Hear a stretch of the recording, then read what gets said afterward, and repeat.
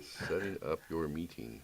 It says, "Hey, it looks like we're live. We're live. Live from New York. It's not New York. And it's not Saturday night. Live from Tucson, Arizona. It's Jeffrey Sinatra, the transplanted devil, shelf help. What else have we got going on? Shelf help. Out of body experience edition. And Taco Tuesday night, even though I didn't have tacos today. That's cultural misappropriation. So, do they not eat tacos on Tuesdays? Cultural appropriation. I don't know if it's misappropriated. It's just appropriated. Well, as long as we can agree that Jews aren't a race, we'll be okay. Hey, Whoopi, that's enough now. I appreciate your point of view, but not on the View. Oh my lord.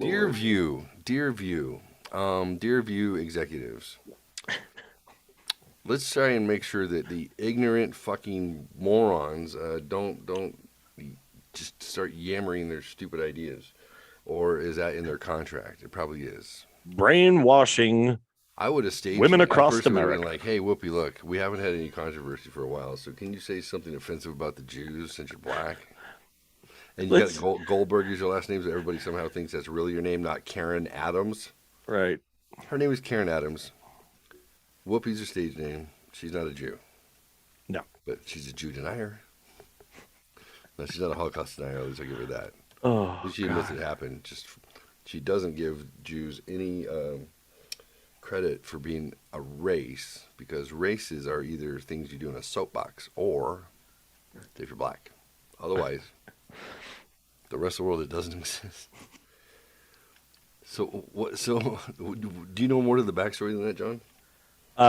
So basically, I really think this is what happens when woke society has gone as woke can go, and then they go over the edge, right? Number one, we've been saying for the last couple of years, they're going to start to eat themselves, right? That's what we could always hope, is that you could never be woke enough. Well, Whoopi decided to basically say that the Jews aren't a race. So what Hitler did to the Jews was just a show of how evil humanity could be. Yeah, so, how evil the white man can be, probably, right? Right. And it was white on white. So that's y'all. That's part of what she said. But that's amazing. So, but then she released a statement that she had learned some things, she was ignorant on a subject, blah, blah, blah, but then went on Colbert and doubled down on what she fucking said on The View. And so, ladies and gentlemen, CBS has officially canceled Whoopi Goldberg. Have they? Hey! She went on Colbert, which is CBS, right? I believe so. Yeah. To try to clean it up. So I honestly think somebody else did her Twitter.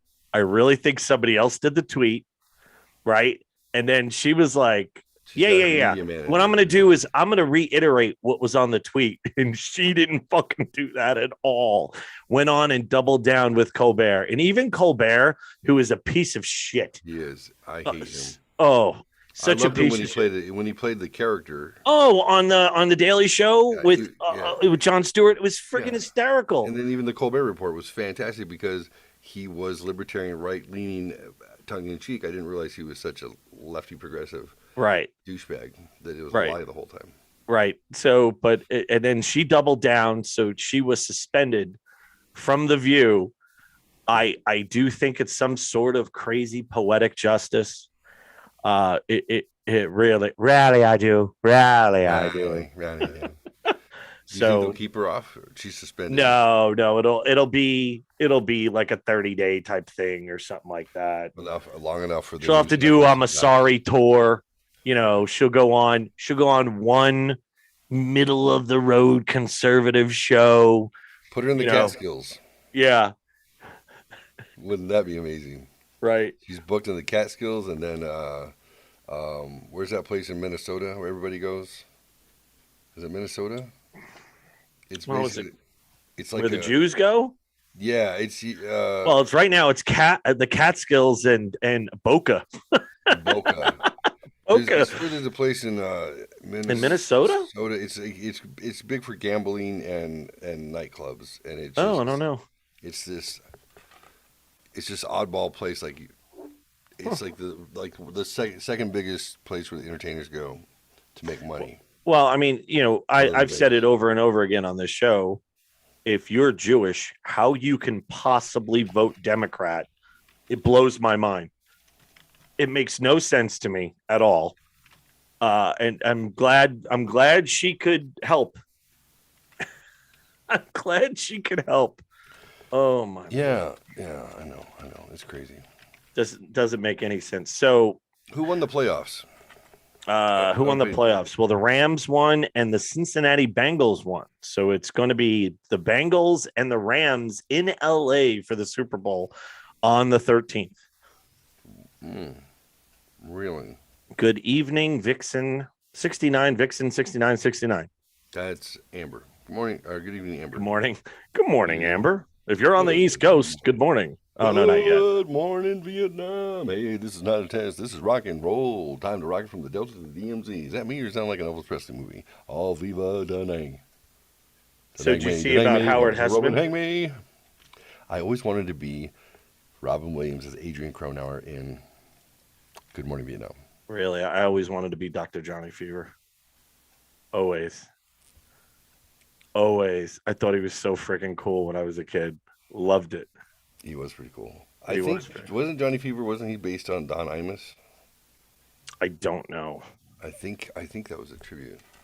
I don't know. Imus in the morning. Johnny Fever.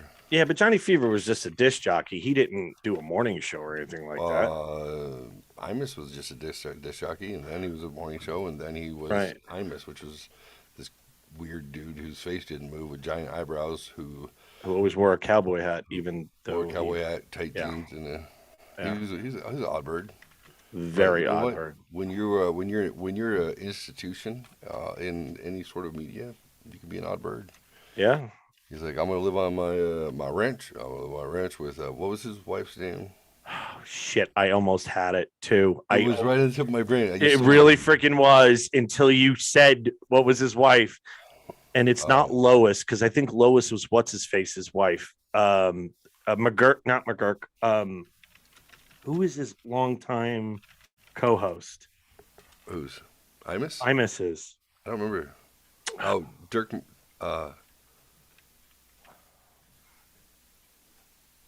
Damn, again, it was right on the tip of my tongue what her name was.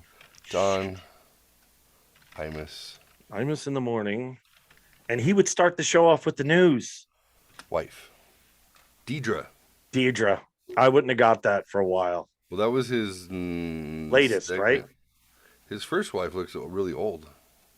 Well, She's I don't like know your who his grandmother. wife was when he died. Was it Deirdre? Deidre. Yeah. Deirdre.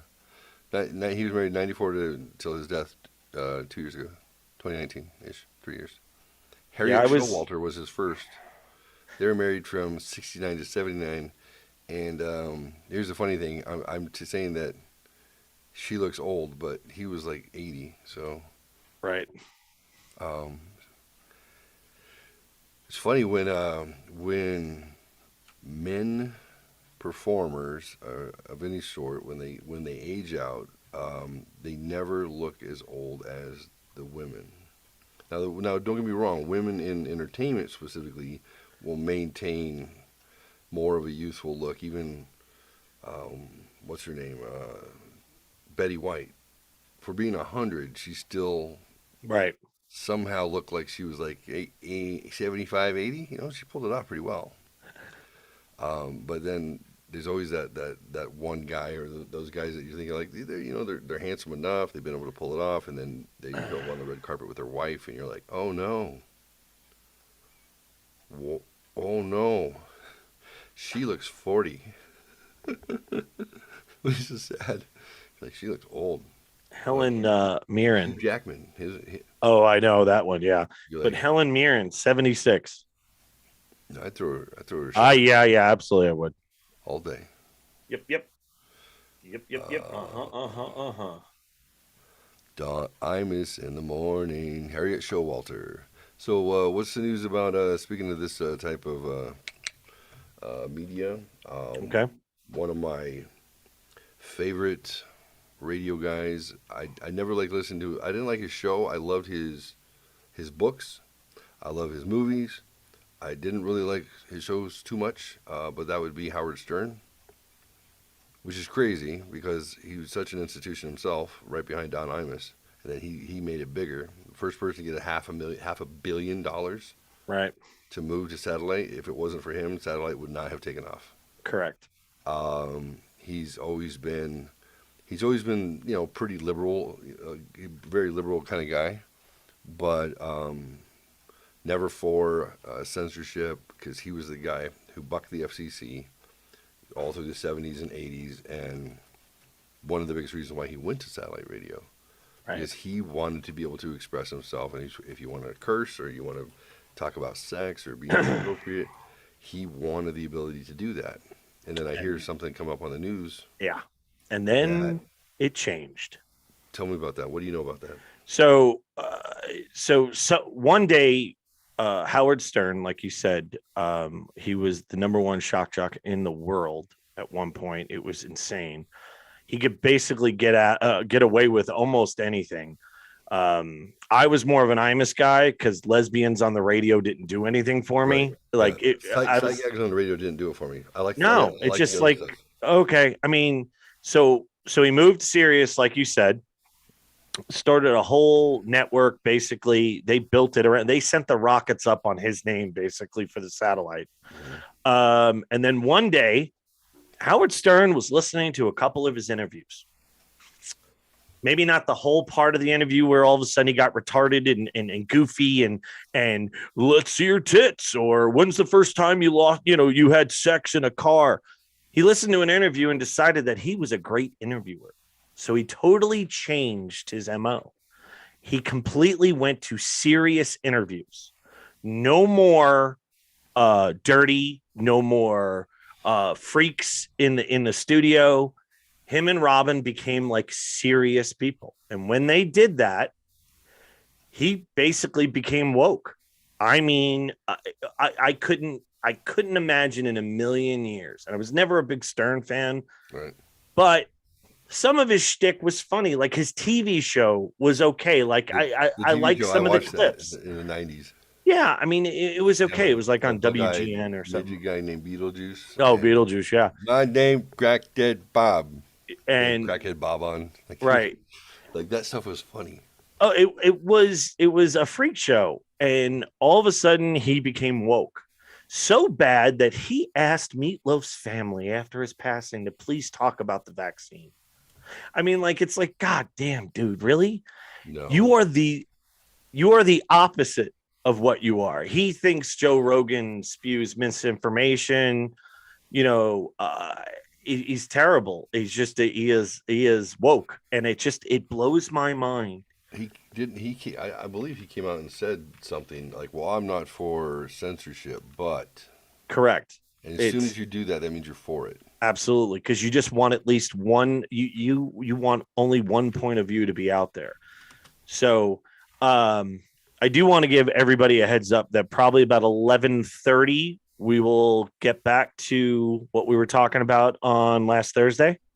But we have some things that were happening in the news that Jeff and I were talking about. So that'll be out-of-body experience. I believe we talked about night terrors. Yeah. I learned meditation. We're at the age of 13 when you started to control your dreams. I'll tell you what happens in the control phase and then what happens when you forget to.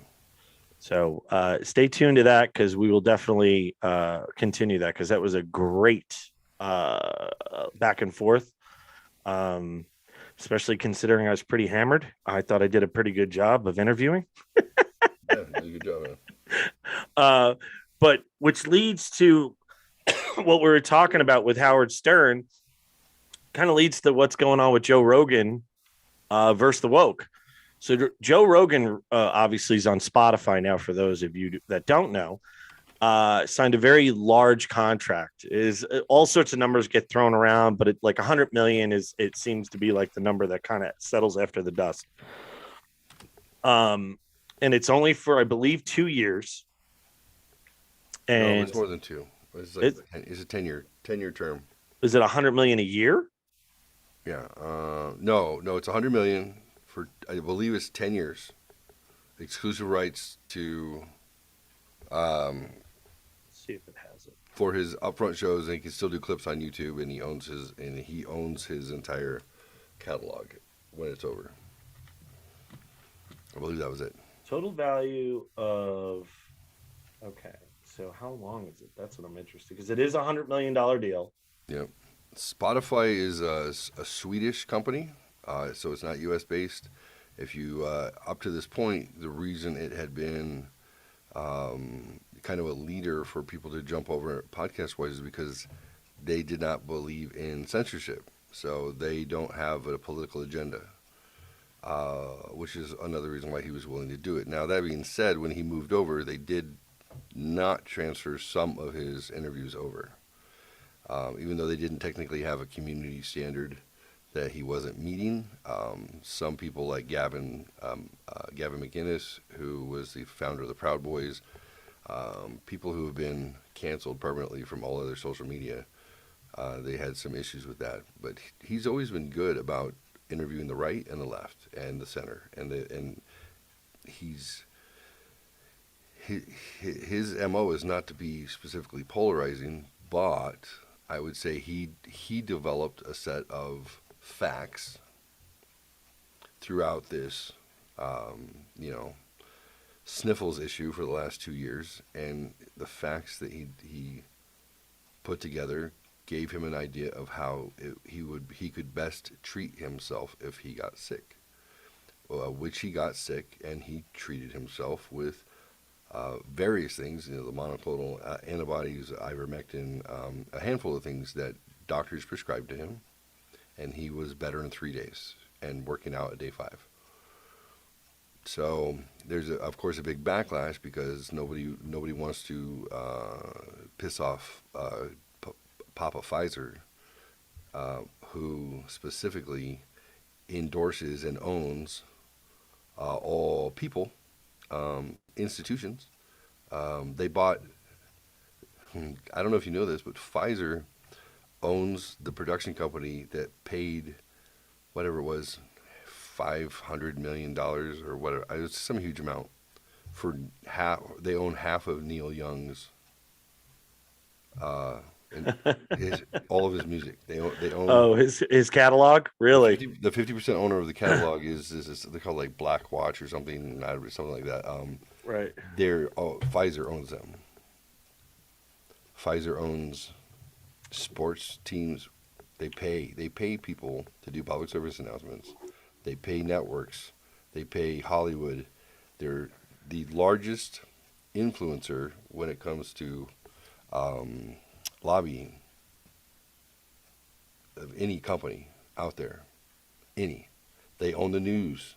They pay everybody's salary so that they will then in turn say favorable things about them. So did Neil Young, who is an old cocaine addict, heroin addict, damn the man, fuck society guy, Right. his Keep entire rocking life in the doing that, free did he world. come out and make a statement on social media, or did the people who own him do it? Right. If you own the voices, then you're the voice. I don't think Neil Young would have an opinion. I don't even know. I don't realize he had a heartbeat. No offense to people my mom's age, but you're Right. still out there rocking in the free world. I'm sorry. You're 75 years old. Relax. Joni Mitchell. Oh, I I don't get it. What happened to free speech, dudes? What people barely happened listened to, to you back then, but that's when you were damn the man. right?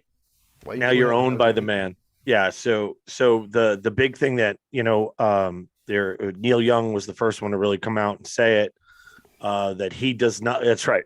Sorry. The name Neil Young came out and said, that it is a free country, but he chooses not to have his music on Spotify if Joe Rogan is still on there. So Neil Young, the guitarist for the E Street Band, and I don't know his name, Yeah, uh, Niles Lundgren. and Joni Mitchell. Wait, fuck, that's crazy because Bruce Springsteen sold the entire catalog, all of it, Yeah, recently. amazing. Ooh, that they don't want to be on a platform with Joe Rogan. So these are these people in the 60s that, like you said, were damn the man, fighting for free speech. And they want Joe Rogan kicked off of Spotify. Well, because Joe Rogan had probably because he had 3 guests on pretty much in a row. They weren't in a row, but really recent. He had the number 1 published cardiologist in the world on. So imagine that he didn't have information all his ducks in a row. And then the gentleman who holds like 9 patents on the mDNRA what is it called? mRNA. And so when MSNBC and CBS and all them are like, well, Joe Rogan has these fringe scientists on. Fringe scientist? The most published cardiologist in the world, and the guy who helped create the guy who helped create like the mRNA vaccine right out and had a concern about how they used it. They're like, no, this is quackery. Right. You shouldn't give it to kids. That was his main thing, is that you shouldn't give it to kids. Right. So anyway, but let me tell you something. There's nothing more rock and roll than trying to stifle somebody from speaking, huh? I love it. Like I told you, I think I told you weeks ago that I couldn't wait. I wanted to go see one of my favorite bands, Fozzy, and they're going to be playing at the Whiskey in LA. I'm like, that is where Guns N' Roses was born. LA Guns, that Roxy. And I go on their website and it says, if you are not vaccinated, don't bother buying a ticket. Yeah. That's what it's. So I can't imagine anything more rock and roll than that. What? It was Hollywood. What the fuck? I don't get it. I don't get it. It's insane. How all of LA County? Do you understand? All of Los Angeles County is like that. Yep. You can't go anywhere unless you're wearing your gold star, your Jewish stamp. What is that called? Yeah. Well, I mean, as long as you don't call them a race, that's fine. Yeah, they're not a race, guys. Just stop it. Right, Whoopi? The same color, they're all the same. Yeah. It's ridiculous. It's so in this. Watch the news cycle. Right, we do this twice a week. As soon as the tidal wave starts to crest and it starts to break, and we'll report it. We'll be like, guys, listen, Charlemagne the God, the guy who tipped, Biden's votes and got Kamala Harris nominated as a VP for his racist ass saying, if you don't vote for me, you ain't black, Jack. Charlemagne the God, that guy who influenced that outcome, has now come out and said he misses Trump. These people aren't governing.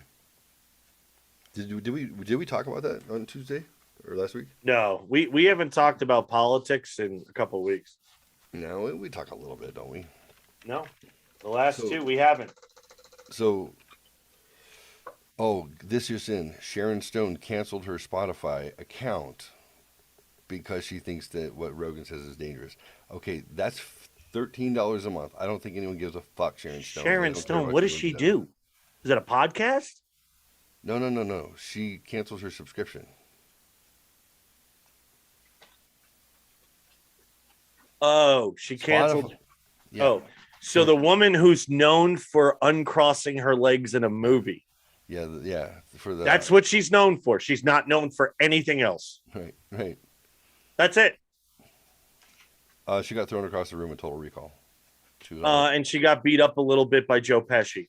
Yeah. So yeah. Oh yeah, that's true. Yeah. A legal midget punched her around a little bit, and the woman who's known for being a drug addict slut who in almost every mobster movie there is, right?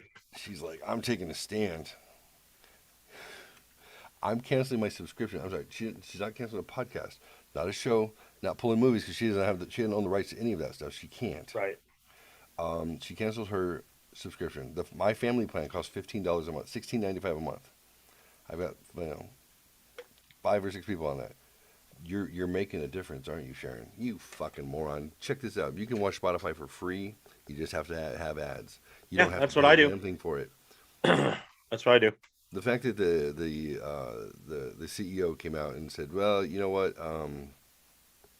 We'll put if there's Yeah, I don't like if that.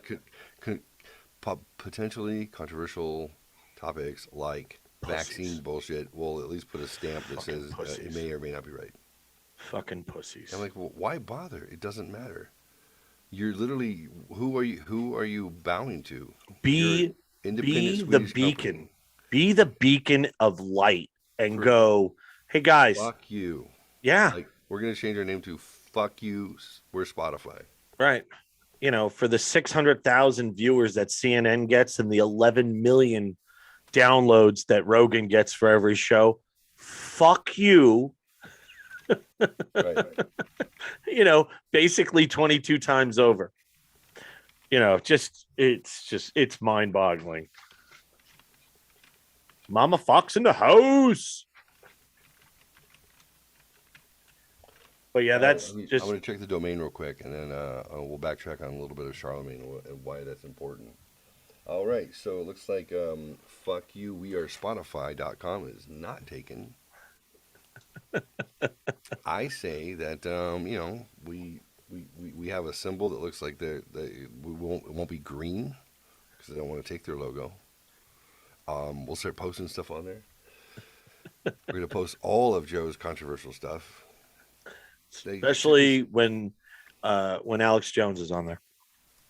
We'll put Alex Jones Oh, I forgot to mention that Dr. immediately Peterson was on for 4 hours and 15 minutes with Joe. with Joe. I, So I I didn't listen to it all at watched once. most of it. Oh, well, I don't like I to love watch him. it because as soon as he gets emotional, I start to fucking lose it. So yeah, I can't do that anymore. So, but I listened to the whole thing. It just took me probably like 2.5 days to while I could, but Yeah, 4 hours and 15 minutes. This is the greatest. You know, it's so funny. This is the greatest medium for information that has ever been created. Long form discussions. yep. It there's no, that's not what I meant. Right. You can't say that. No topic can't be explained fully. Right. When you don't have a time clock and you're not up against the hour, Right. it's the greatest. It really is. It's the greatest form for knowledge. Whether you agree with some things or not, it doesn't matter. But the ideas are out there, and it's wonderful. It really is. Check this out. So the day after it came out, I didn't see when it popped out. The next day, I was like, what? Like I saw a clip. YouTube like had a clip. I was like, wait, a new one? Ah. For me, you gotta understand. April 28th, by the way, Says what? in Phoenix. Joe? Oh, No, Peterson. Jordan? Uh huh. Yeah, I looked at tickets already. Um,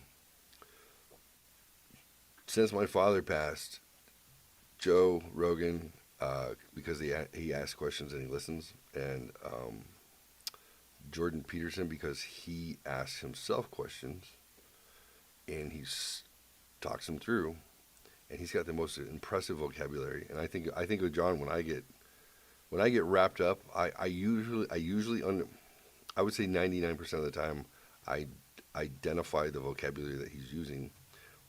What blows my mind is I'm like, I've never heard those four words ever used in a sentence ever, and Right. it's perfect, and it's complicated, but it's a paragraph worth of thoughts in a sentence, Right. and I'm like, this guy's amazing. So I will tell you that those two independently are my favorites in the medium for different things. Um, the two of them together, that was like Christmas, New Year's, birthday blowjob, like everything all wrapped up in one. And I'm watching it in the morning. I woke up at like 5 a.m. because I'm a psychopath, or 4:30 or whatever it was, and I find it and I'm watching it, and then my beautiful better half, Rebecca, she's going to work out because unlike my fat ass, she does stuff like that, and she calls me, and now this is a goofy love moment. She calls me. I know it's her ringtone.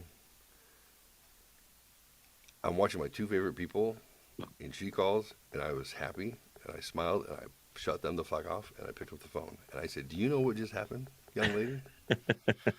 She said, "What? What?" So, sweet, "What?" This is how I know I'm in love with you, woman, and you need to understand this. Listen to my two favorite people ever. They influence me more than anything. Joe, because he brings everybody on who has all the thoughts. And I'm happy and I'm smiling and I'm doing my thing.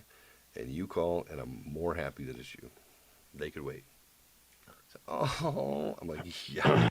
I don't know about the rest of the audience, but I threw up in my mouth a little bit, just a little. But it's true though. And I said, you know what? If it was, I could think any time in any relationship I've ever had, I would have been like, I'll suffer the wrath. I'm not straight to voicemail.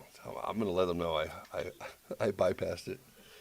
But no power play. I was like, man, the only thing that would be better than her, Joe, and Jordan would be if John was filming us. Nice. And giving commentary. That's it. And just a bit outside. It looks like Jeff is passed out. She's giving him mouth to mouth. No, wait a minute, that's the wrong. Oh, that's the right end to give mouth to mouth. Very good, very good. All right, so we talked about Mr. Rogan. Yep. And we have about 24 more minutes to keep talking. Okay. So unemployment.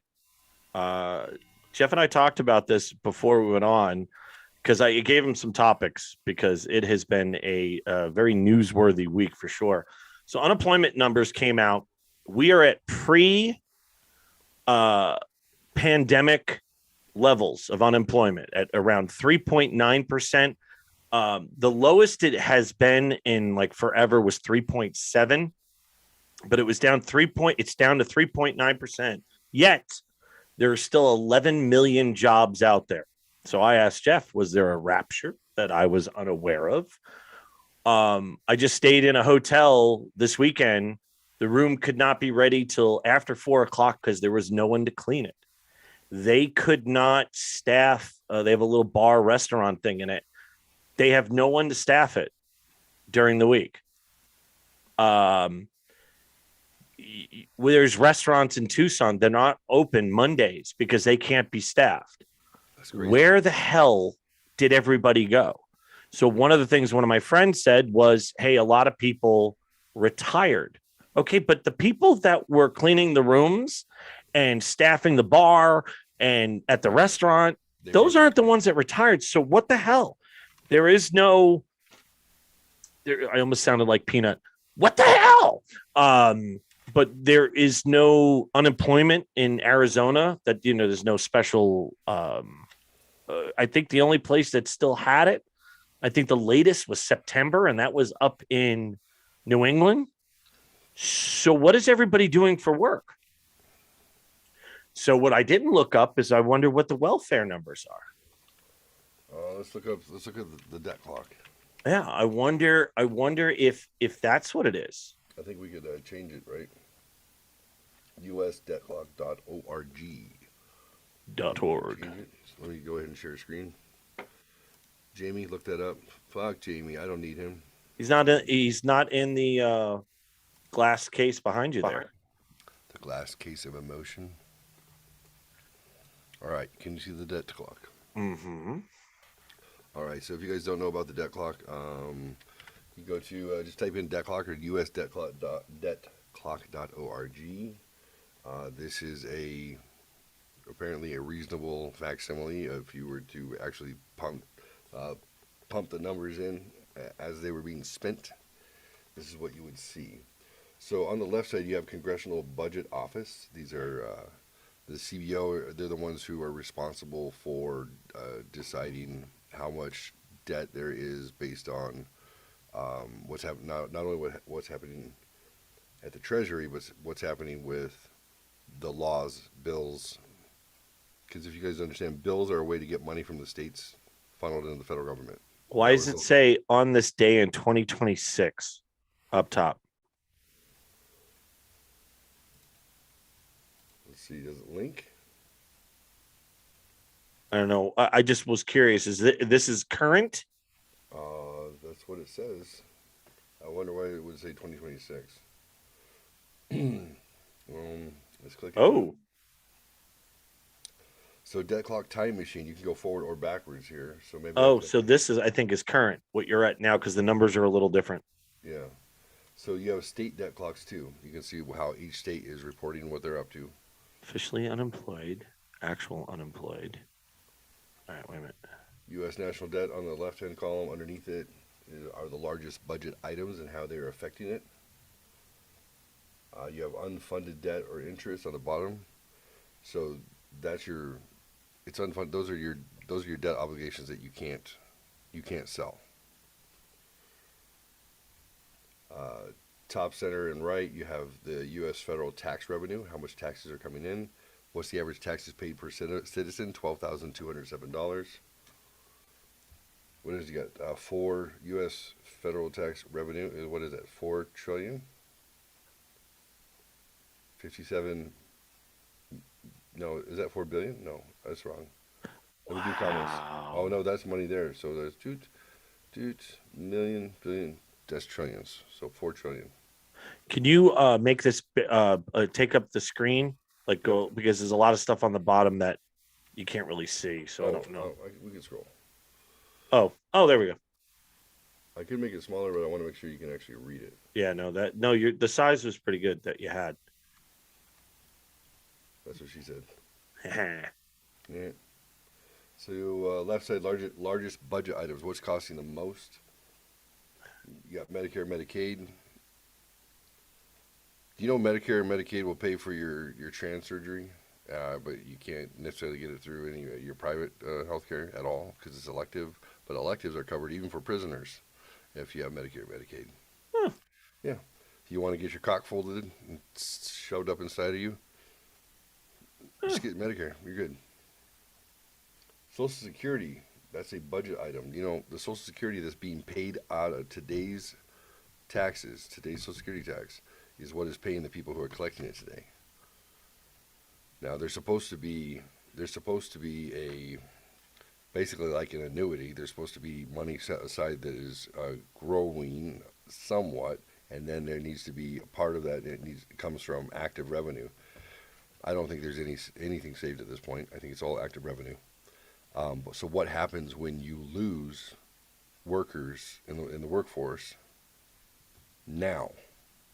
The people who are collecting Social Security, who are of age now, are at risk. If people aren't paying into it, and the people collecting it are today, you're not saving your Social Security for the future. Right.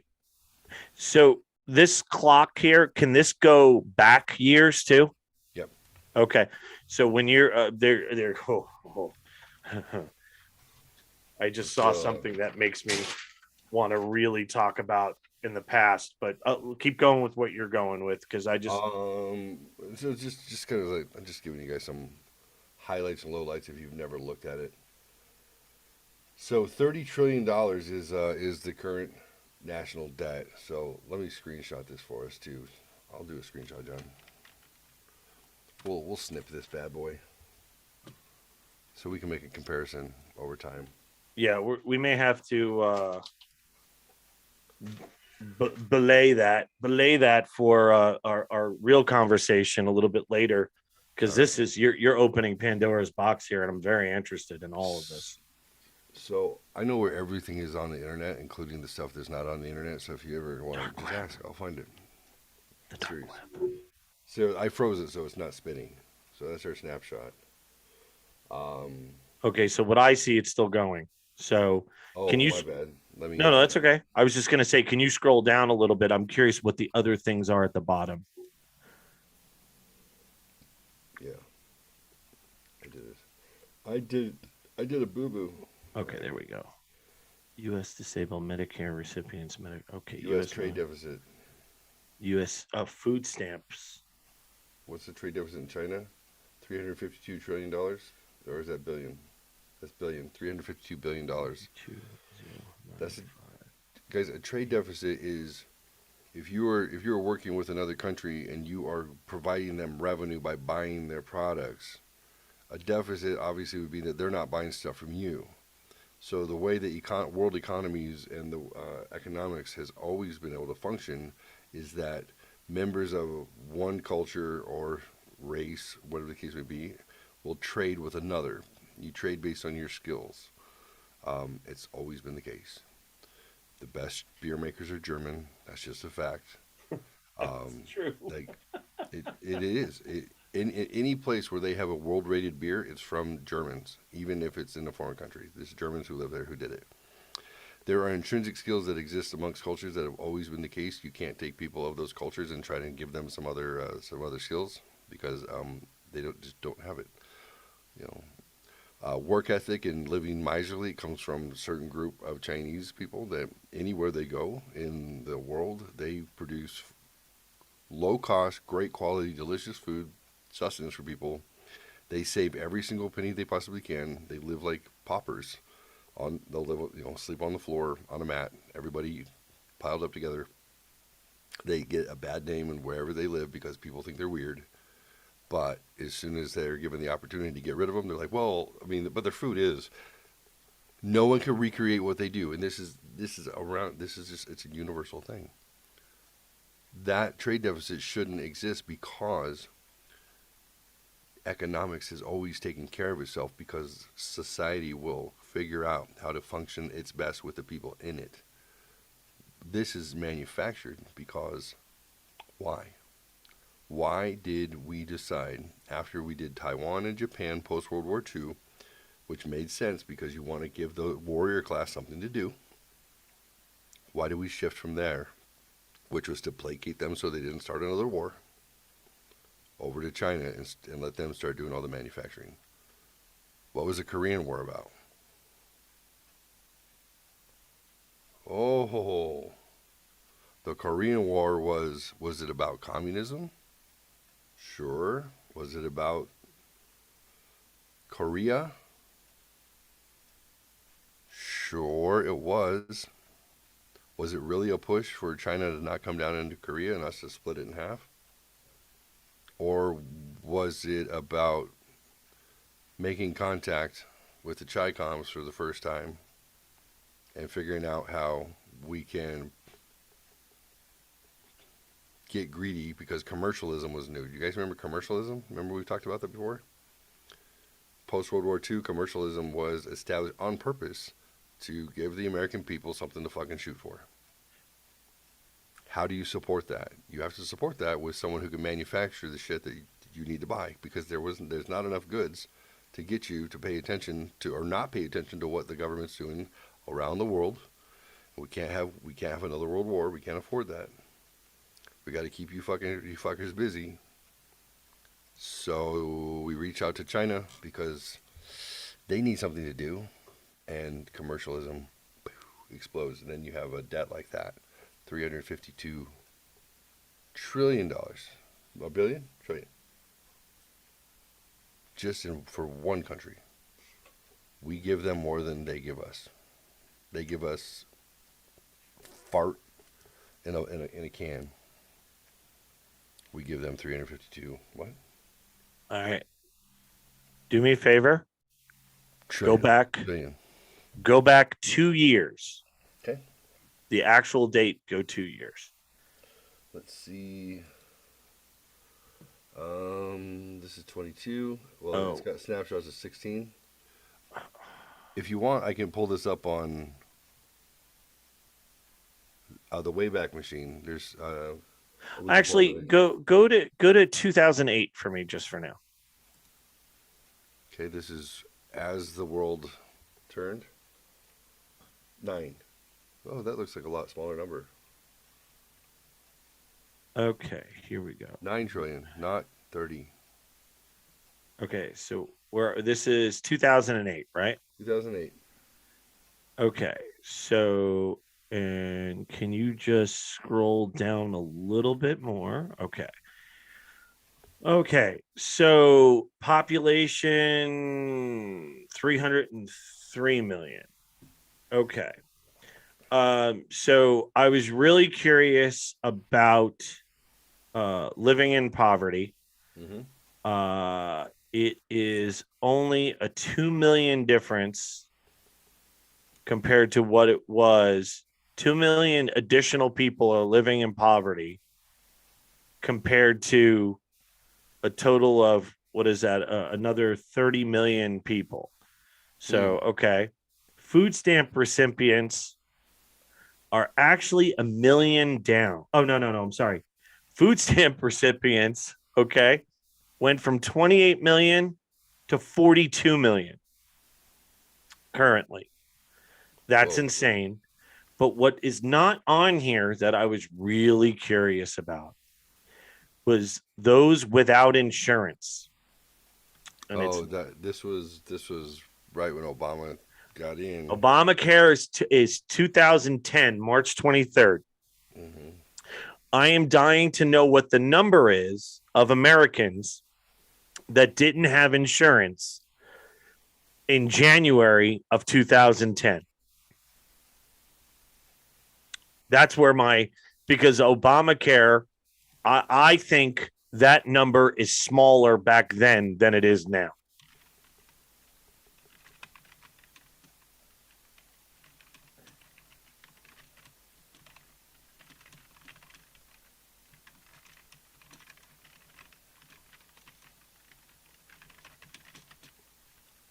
What time? January 2010.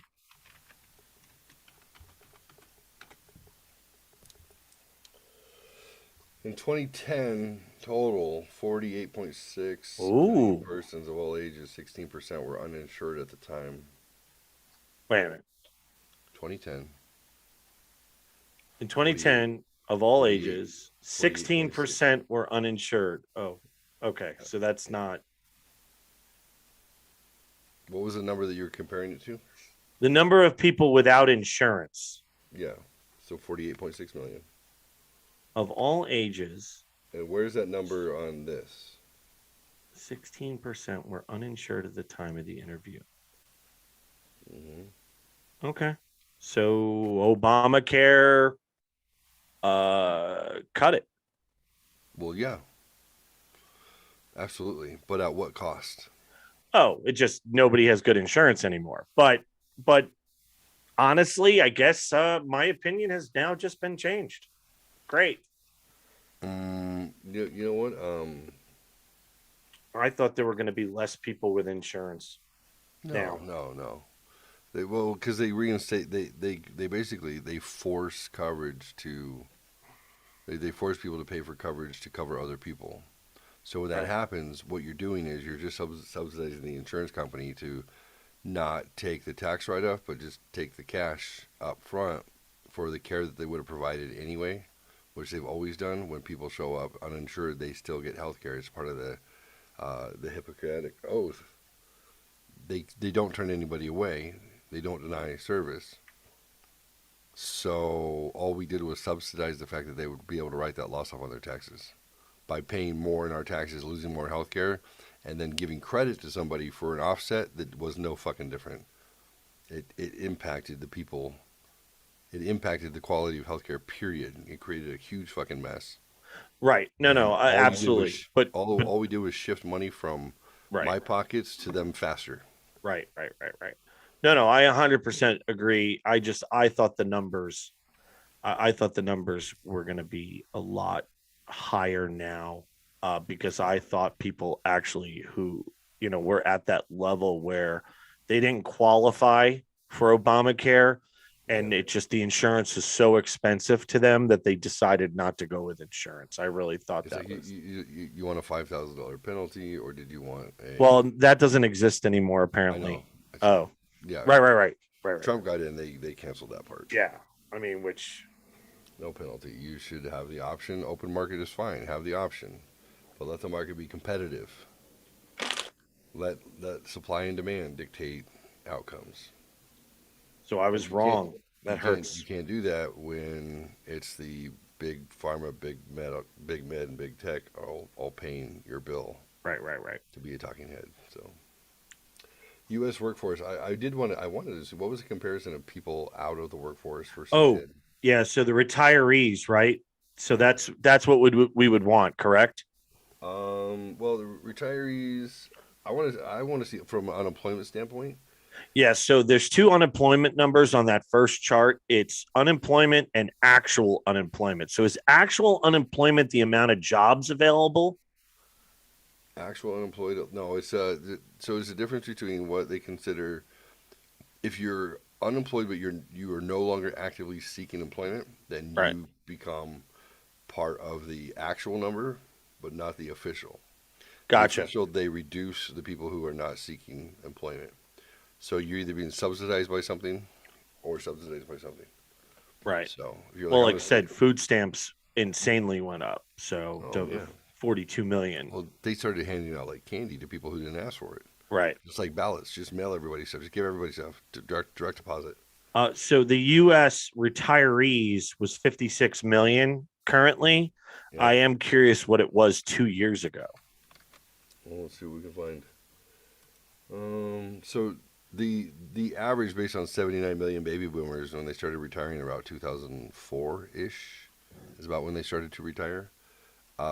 Is averaged at about 10 million per year. About it's gonna pick up, drop off depending on where they're at. But U.S. retirees 41 back at 41 million in '08. Okay. What was it in Oh no, that's now. No, that's '08.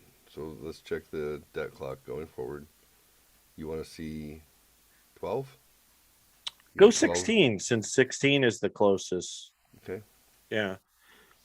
So that was at 40. Um, the U.S. retirees that 49 they moved the button. Where is it? 49 million, nine, so almost 50 million. Okay. Versus 46. Well, this no currently is 56. Okay. So this is 2016. In 2008, said what? 41. Yeah, I think so. What was I missing? An 8-year gap. Let's go. Let's take a look one more time. My bad. So if you think about like when these people were born, baby boomers in 1946 to 1964, something like that, post-war. They're all going to hit that age of 65, kind of within those like '04, '02 would be your earliest. Wait, what? 46? No, '08 technically would be your earliest retirees. So 2008, it's 41 million people are retired. So that's from everybody. Those are the Depression era people too, right? And you got to imagine people die; they're not counted in these polls. So we go up to double it, 8 years. 16, yeah. And I Yeah, think that's where it was like 49, almost 50, yeah. 16 is at 49.9, 50 million. And then how many more people are retired today? And again, It's COVID 56 million. did kill a lot of retirees, so that part is true. If you're 85 and older, you're at risk, even though, according to statistics, you're supposed to be dead 10 years before. Um, Camus Empire says hello. I don't think I'm what's pronouncing that what's correctly. going on? Thanks for stopping by. I love you. I mean it. Like, smash, do whatever you want. We're gonna Preferably switch to smash meditation and voodoo shit here in a minute. in voodoo shit. Yeah, No, but this whoever. was this was very interesting. So I already 56 million retirees. yeah. So that's actually a significant jump. If you look at '08 to 16, you gain like 3 million, right? So you got people No, die. no. Wasn't it? It went from 41 to 49. So it went up Okay, 8 million. 8 million. But then from 16, 16 to 22. it's 56. Yeah.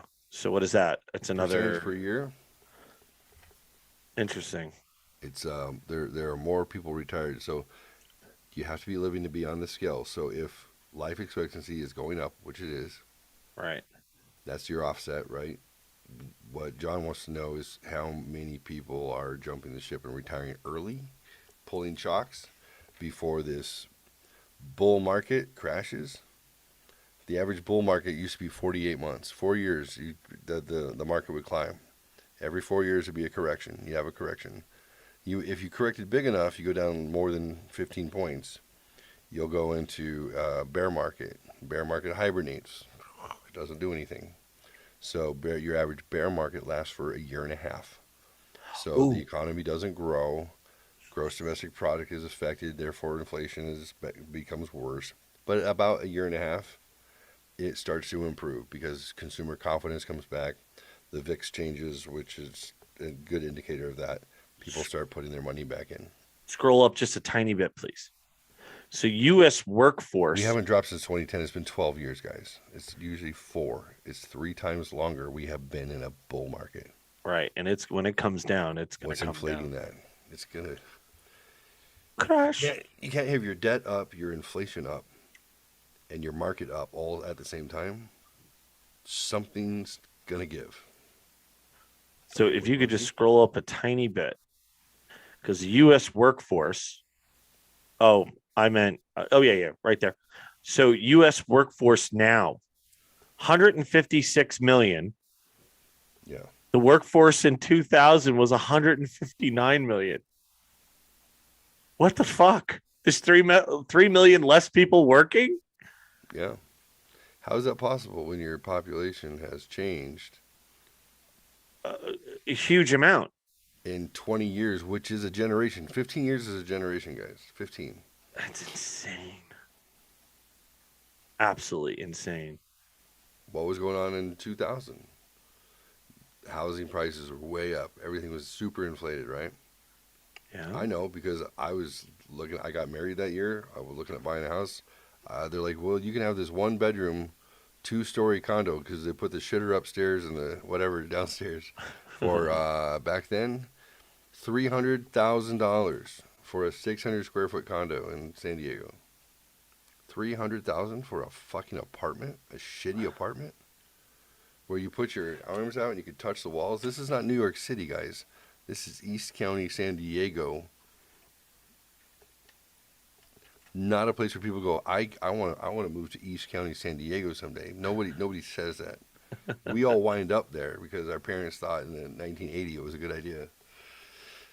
But no one's like, I want to live in El Cajon when I grow up. Only if you live in Lakeside do you want to live in El Cajon.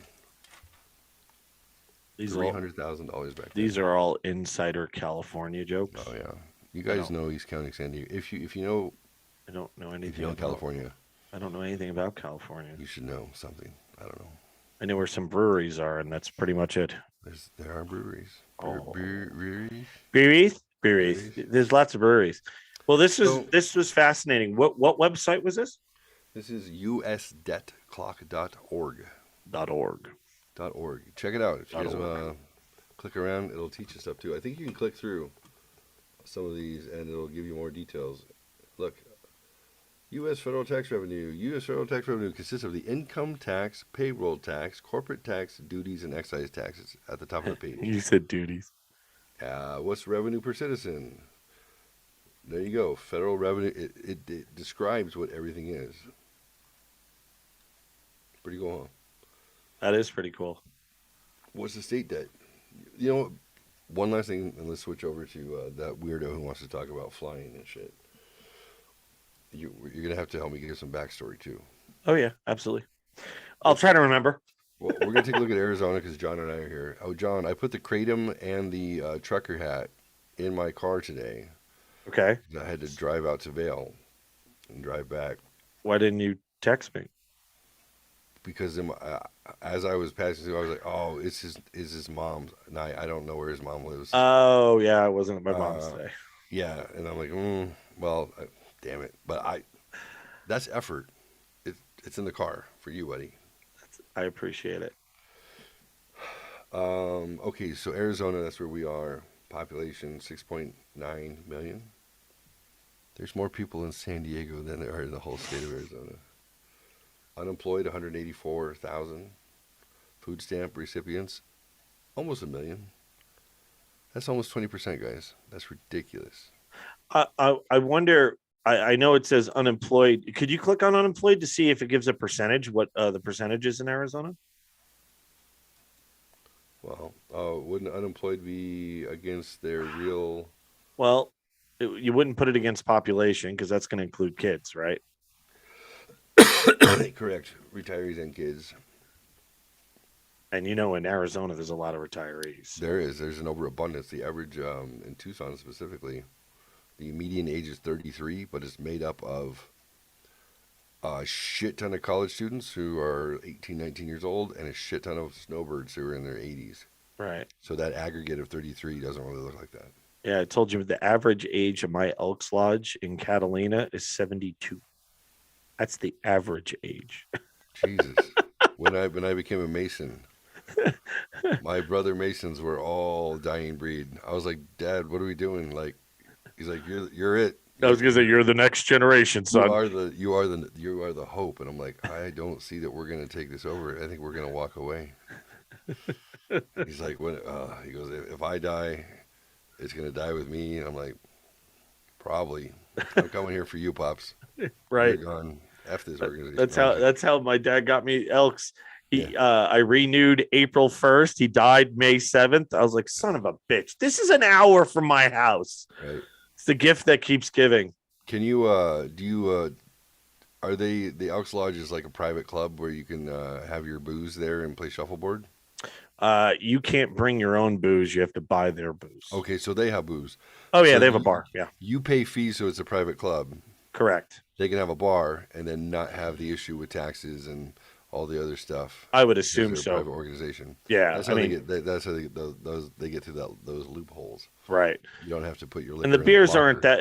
When I first joined a couple of years ago, the beers were a lot cheaper. They're not as cheap. You know. Yeah, I'm not paying to join a bar that's going to overcharge me.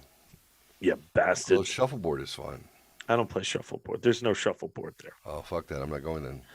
No, they play darts, I'm really good at poker, I'm good at poker. and bingo. Fuck bingo. We should play darts sometime. I am terrible at darts. Oh, you wouldn't want to play with me. No. I could not pick up a dart. I wasn't good until this last year. I bought a dartboard and put it in the house, and I didn't touch darts for like 3 months. And I walked over and I just picked some up and I'm like, good cluster right in the bullseye. Holy shit. Muscle memory. It's amazing what you can do if you. What's the greatest dart scene in movie history? Roxanne. I would disagree. Come on. When he's got to come up with as many insults as Young Frankenstein. I don't even remember the dart scene from that. Oh, with the colonel. And then he goes, familiar. You seem upset. No, I'm not. And he throws the dart and you hear the cat go, meow, and he's driving away in his truck, his car has got the flat tire because the darts are sticking out of it. It's classic. You're right though. The Roxanne scene is good. It's pretty good. Yeah, it is. The dart throwing in itself, they did have the world champion from that prior few years in the bar, which if you knew, then it was even more ironic, right? Right. I can come up with as many insults from my nose as you can, hit the number on the dartboard. Okay, 20. Okay, awesome. 2 out of 3. 20. Great. Yeah, that was a good world in his nose. I love that movie. Daryl Hannah? No. Daryl Hannah, yep. Oh, it was. Oh, okay. I wanted to eat that fish when she was in Hello. Splash. Oh, from then on, I thought she was she's a weirdo, but she's a cutie. She's still pretty now too. She's even weirder, but pretty. Mm-hmm. Roxanne is based on Cyrano de Bergerac. Yep. Gerard Depardieu plays a fantastic, and it's the ugly guy. He falls in love with the girl, but he can't get the girl. So the cute guy, he can get her attention, but he's dumb and he doesn't know what to say. So Cyrano, the ugly guy, coaches the cute guy to get the girl, but she falls in love with the words, not the physical, right? Not the physical. So there you go. It's the ugly duckling story, basically. This is how I got Rebecca. So she never tells me to shut up. Ever. Oh Lord. She'll fall asleep. Not during I couldn't remember what you called it when you just leave coitus. it in there, and what do you call it when you just leave it in Soaking. there? Soaking. God damn it! I Soaking. couldn't think of what it was called. Yeah. You brought it up Soaking. last time. It's when you put your phallus in her chalice. That's right. That was when I knew it was true love. Okay, so we ready All to get right. serious up in this mug? Let's do it. I think I'm ready. Give me 2 and 2, or like I don't know, 45 seconds. Let me refill my fluids, and I'll be real quick. Do you want to start giving some backstory? Sure, absolutely. Oh, oh, I'm the invisible man. Whoa. Oh Lord.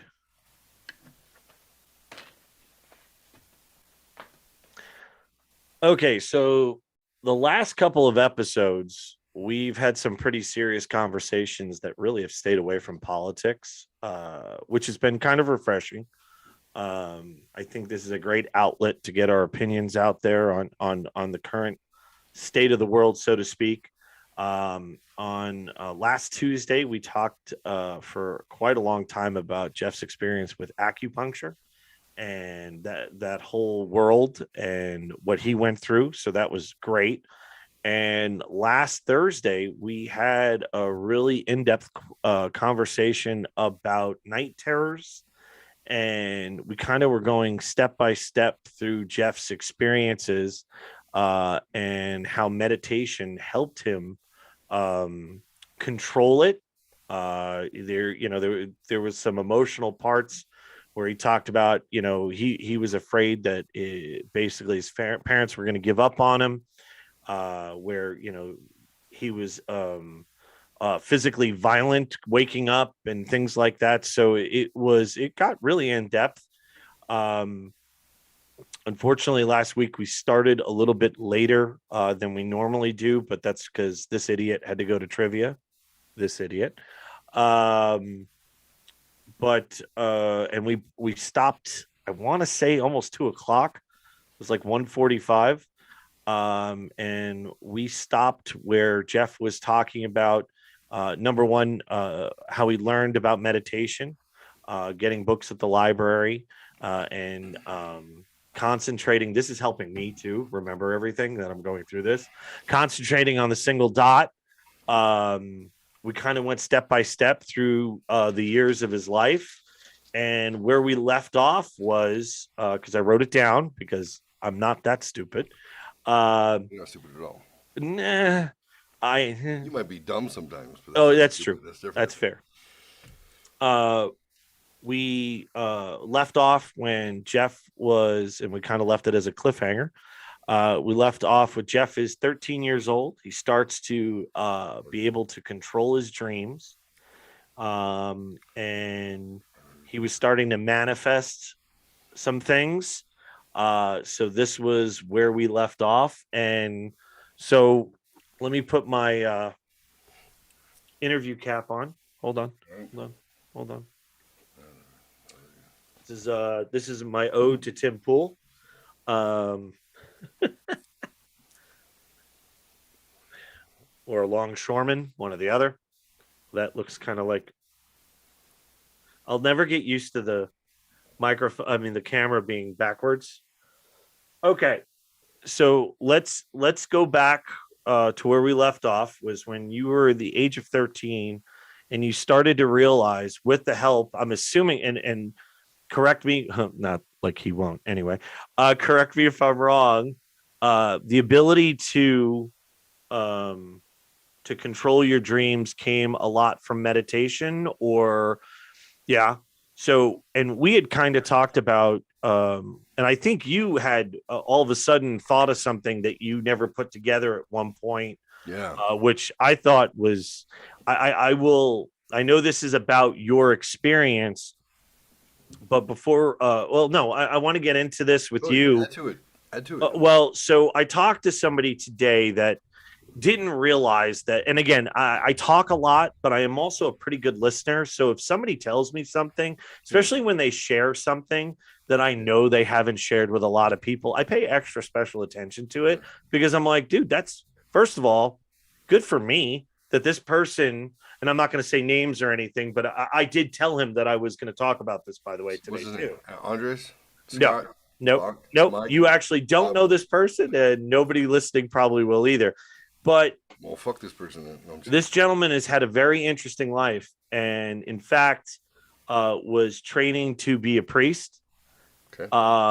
and had some pretty crazy cosmic battles. And I'd like to do a religion show, um, with a couple different people on it, and I would definitely, if he would want to do it, I'd like to bring him on, just because. And again, I think I stated last time we talked about this, like, I'm unbelievably interested in things I don't understand. So when you were talking about what you were going through and how meditation helped you, this guy was telling me, he goes, I have these two reoccurring dreams.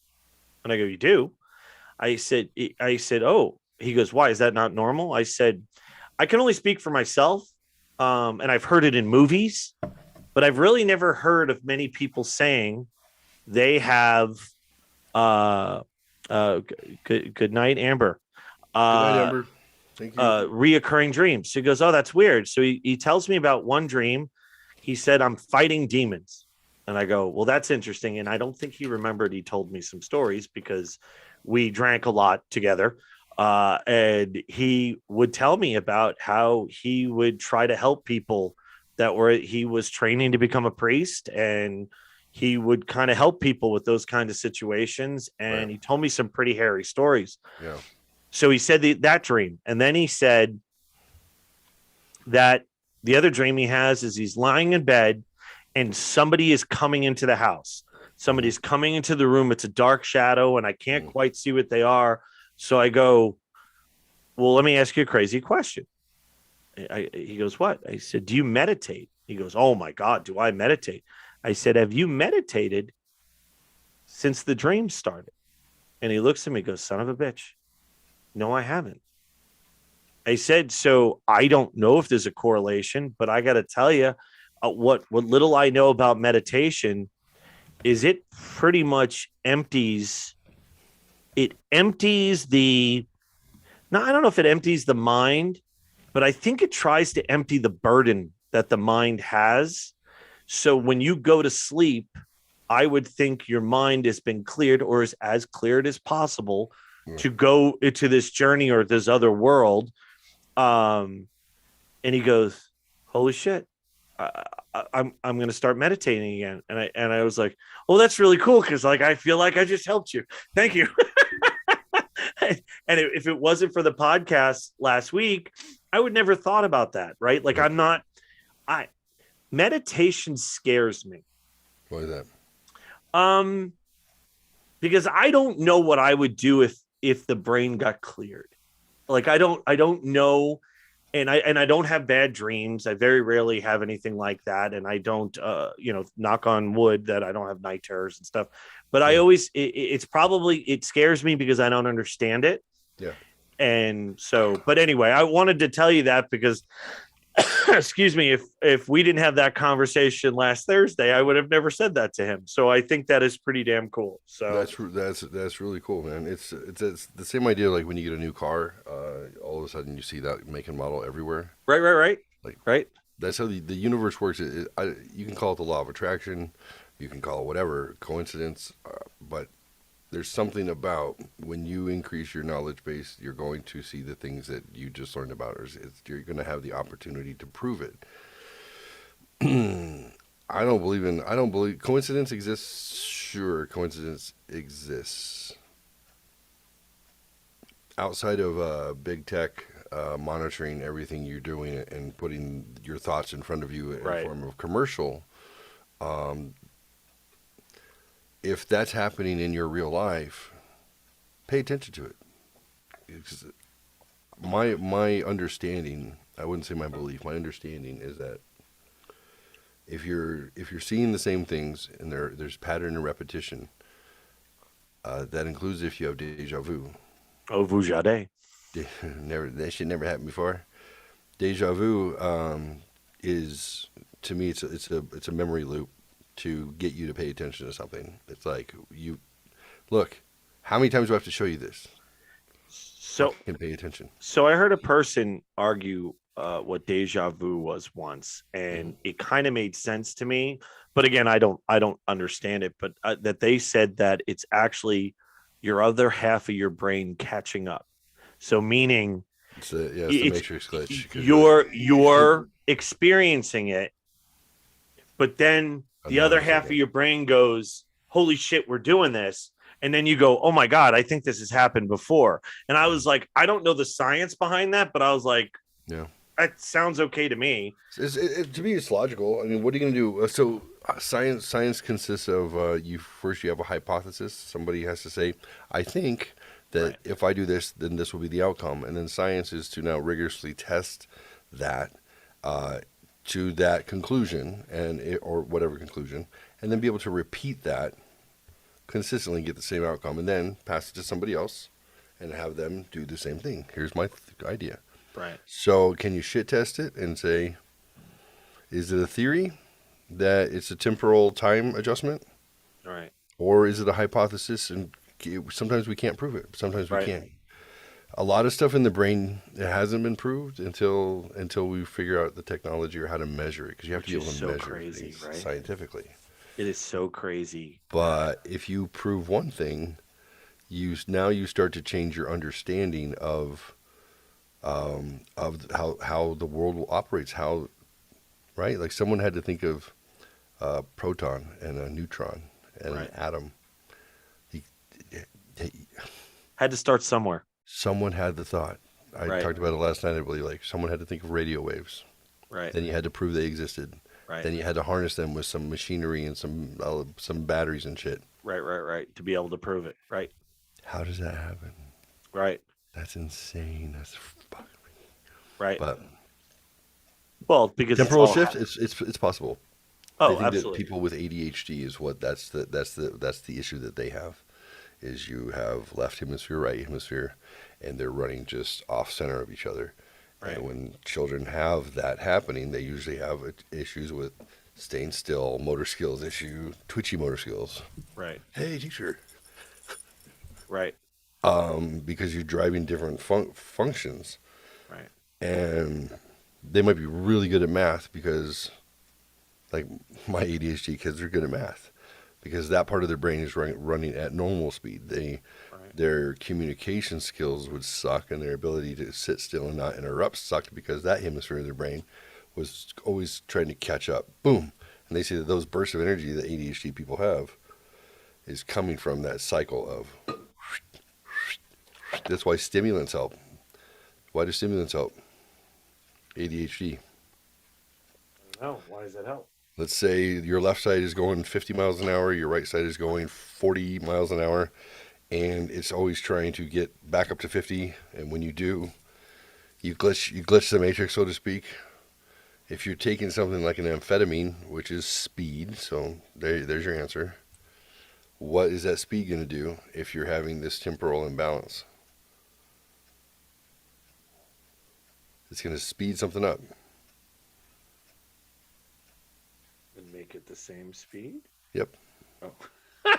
Yep. Like That's it. I was That's like, it. Your answer was in the answer. So interesting. All right, so let's you take go. speed, and both sides are going 50, as long as that speed is kicking in, and they're calm. Right. It's better to go the same speed, even if it's a faster speed. What is the thing that used to when they would come down in the rockets, and the thing they would come down in on the with the umbrella, Jesus, the parachute, Parachute. space capsule. Yeah. I couldn't think of what it's called because there's a space capsule on I-10. Have you ever seen it? I don't think so. I don't know. Okay, so there's a space capsule on I-10 on the west side. Okay. I know this is really random. I had a fucking Twitch moment, dude. I'm sorry. It Okay. happened. Because I passed it this morning, yesterday morning. So I I want to find out the story behind that. But so can we go? West side I-10, like where? Like what exit? What ramps? I want to say it's near Florence, but Okay, so up north. yeah. So, but it's on I-10, Space Castle I-10. You know, I-10 goes all the way to fucking California and then all the way to Florida. So, um, Casa Grande. Casa That's where it Grande, is. yeah, There Florida. is a freaking website for it. Okay. Arizona Casa Grande website. I mean, Casa Grande. If you were Californian, you would call it Casa Grande because you know how to speak Spanish. I'm from New York. If you're people in Arizona don't use accents when they pronounce Spanish things, which always just messes with me. We're going to Casa Grande. They're like, Casa Grande? I'm like, Casa Grande. Casa Grande? I'm like, are you serious? What do the Hispanic people say? I'm like, hey, what's that town called next to Florence and what's the other one? Coolidge. They're like, Casa Grande? I'm like, you speak Spanish? I'm like, sí. Sí, yo hablo, ¿por qué? But what do they call that town? Casa Grande. Stop, you're fucking with me. Or Prescott and Prescott. Prescott and Prescott. Prescott. Prescott. Southern SoCal, we respected the Latino heritage and we pronounced the things correctly. We didn't call it El Cajun. We called it El Cajon, Okay. which is the box, or La Mesa, which is the table. You know, we respect shit. We got the box, got the table. Santee, which means white power, apparently. Lakeside has a lake. So were you gonna share that, or are we gonna move forward with this story? no, we're gonna move forward because I can't get into the freaking website. All right. So Arizona Central keeps. Yeah, I want to talk about it later, but yeah, it's just interesting. All right, so you're 13 years old. 13 years old. You've already gone through a fucking ton of nightmare scenarios, no pun intended. Yeah. You have already started to meditate. Mm-hmm. So you were talking about starting to be able to control your own dreams. Yeah. So let's talk about that a little bit. So meditating was the first time I had any sort of relief and alleviation of my fear that my parents would have to institutionalize me. And it's one of those things that you hear through the wall. You start making assumptions, but even when I was 12 years old, I thought maybe I shouldn't make assumptions. Maybe I should ask them. Maybe I misunderstood, which is shocking to me for a 12-year-old to even think that. But I remember I asked them, hey, is it true that if I don't get this under control and I continue to have these night terrors, they're often called sleep terrors currently, that you may have to, like, I may have to go somewhere. And my dad was like very clear. He's like, well, I mean, yeah. No hug, no apologies. It was just kind of like, yeah, like, I mean, really? What am I supposed to say? Right. You can hurt me. You can hurt anybody, and I know you don't want to, but right. If we can't get this under control, we're gonna have to do something, and that sucks. That's not what I want. I'm just like, oh my gosh. The amount of stress that must have added to your life. I was like, please. Anxiety, the depression. Me. I mean, that's insane. That to be able to. And how old were you when that happened? I was 12. I think 11, 12-ish. Okay. Was, when things were starting to get dangerous for my family. Right. To have me there.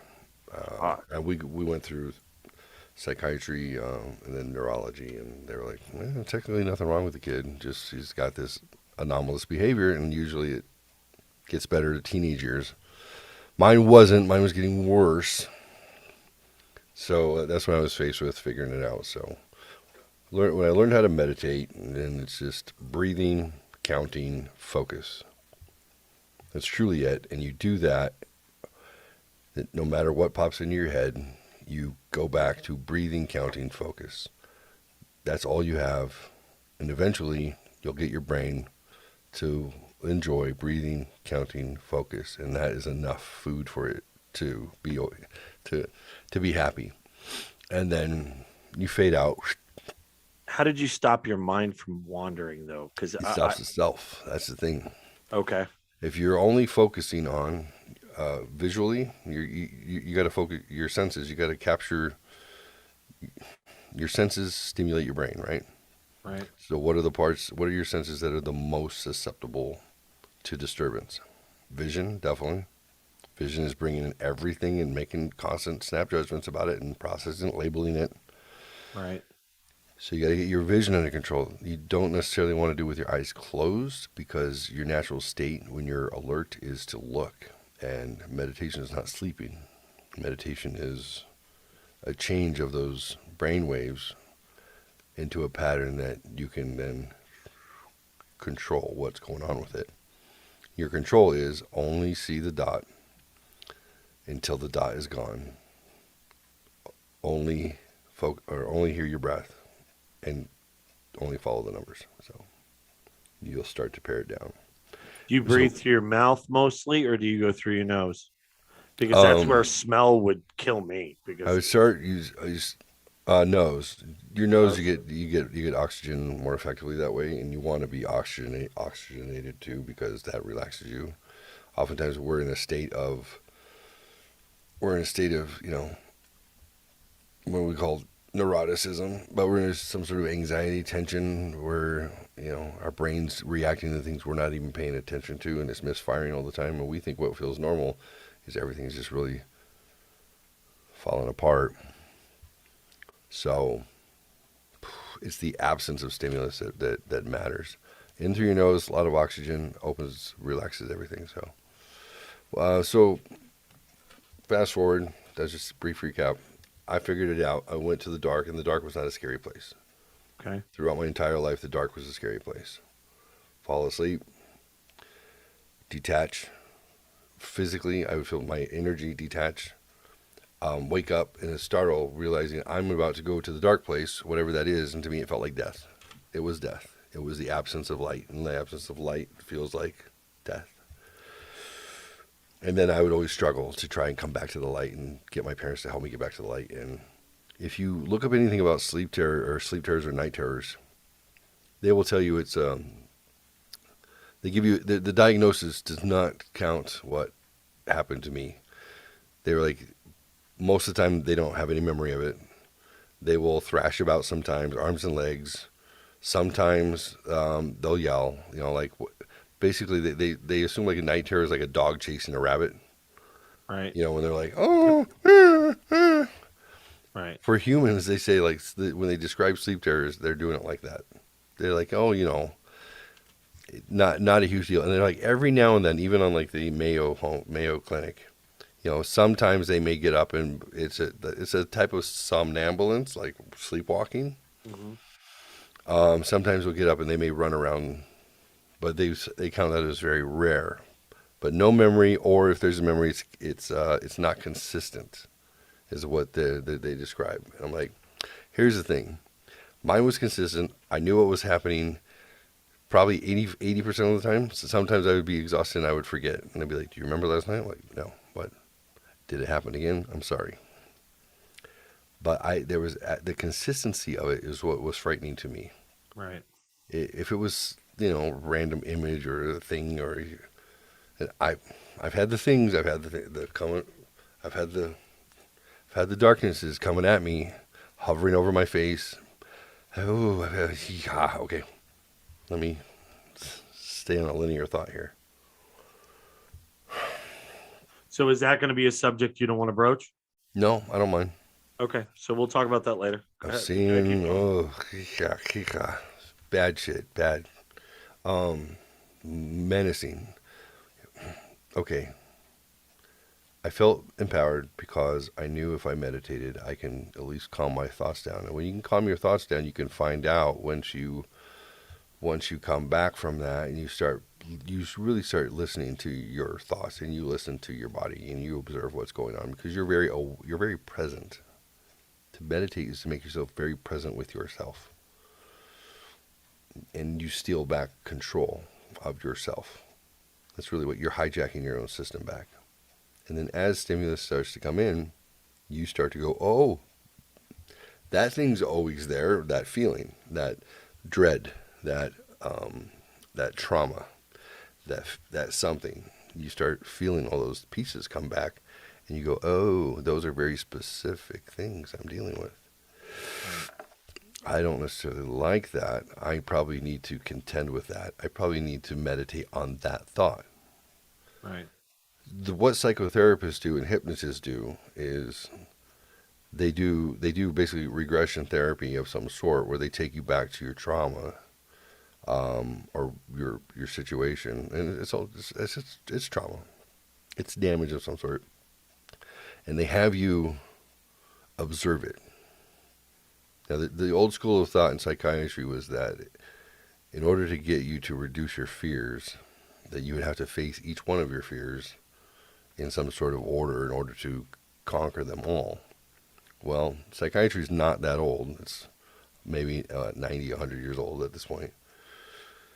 And really good therapy, Jungian therapy and Freudian therapy, I don't have a lot of use for that, but at least they got the talking part down so they can sort out what's in your head.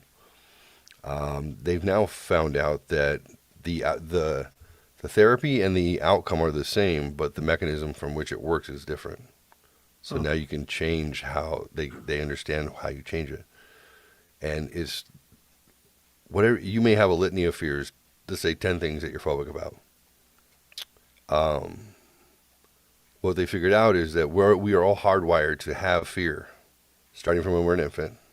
And you can prove it. They do tests with infants where they introduce it to a fake snake, and the infant recoils, right? That's caveman DNA, man. It's caveman DNA. It is. There are certain intrinsic things, but when you're an infant, 99% of everything scares you. Right. Because it's new. That's why they are dependent on the mother. Right. So this is why parenting, helicopter parenting, is detrimental, because you have to let your child observe and participate in the world around them to a certain degree in order to minimize their neuroticism or their fear of what's going on. Shrinking back to mommy past 18 months shouldn't be happening. If your kid's 4, it shrinks back to mommy, that kid's going to probably have problems as an adult functioning with other adults. So real quick, I wanted to just, you made a comment about it being trauma. Yeah. And I think when people think of trauma, they think of physical, and I would think that most trauma occurs mentally. I think that being made fun of in school, stored. It is definitely stored. I mean, from my life experience, I would think trauma. I don't get me wrong. I've been in car accidents, I've broken arms and things like that, but I think the things that stick with me is more the mental trauma than anything that physically happens. When it comes to rain, that's when I remember the physical trauma. But a certain smell, a certain noise, a certain conversation will bring back mental trauma. And I just think that was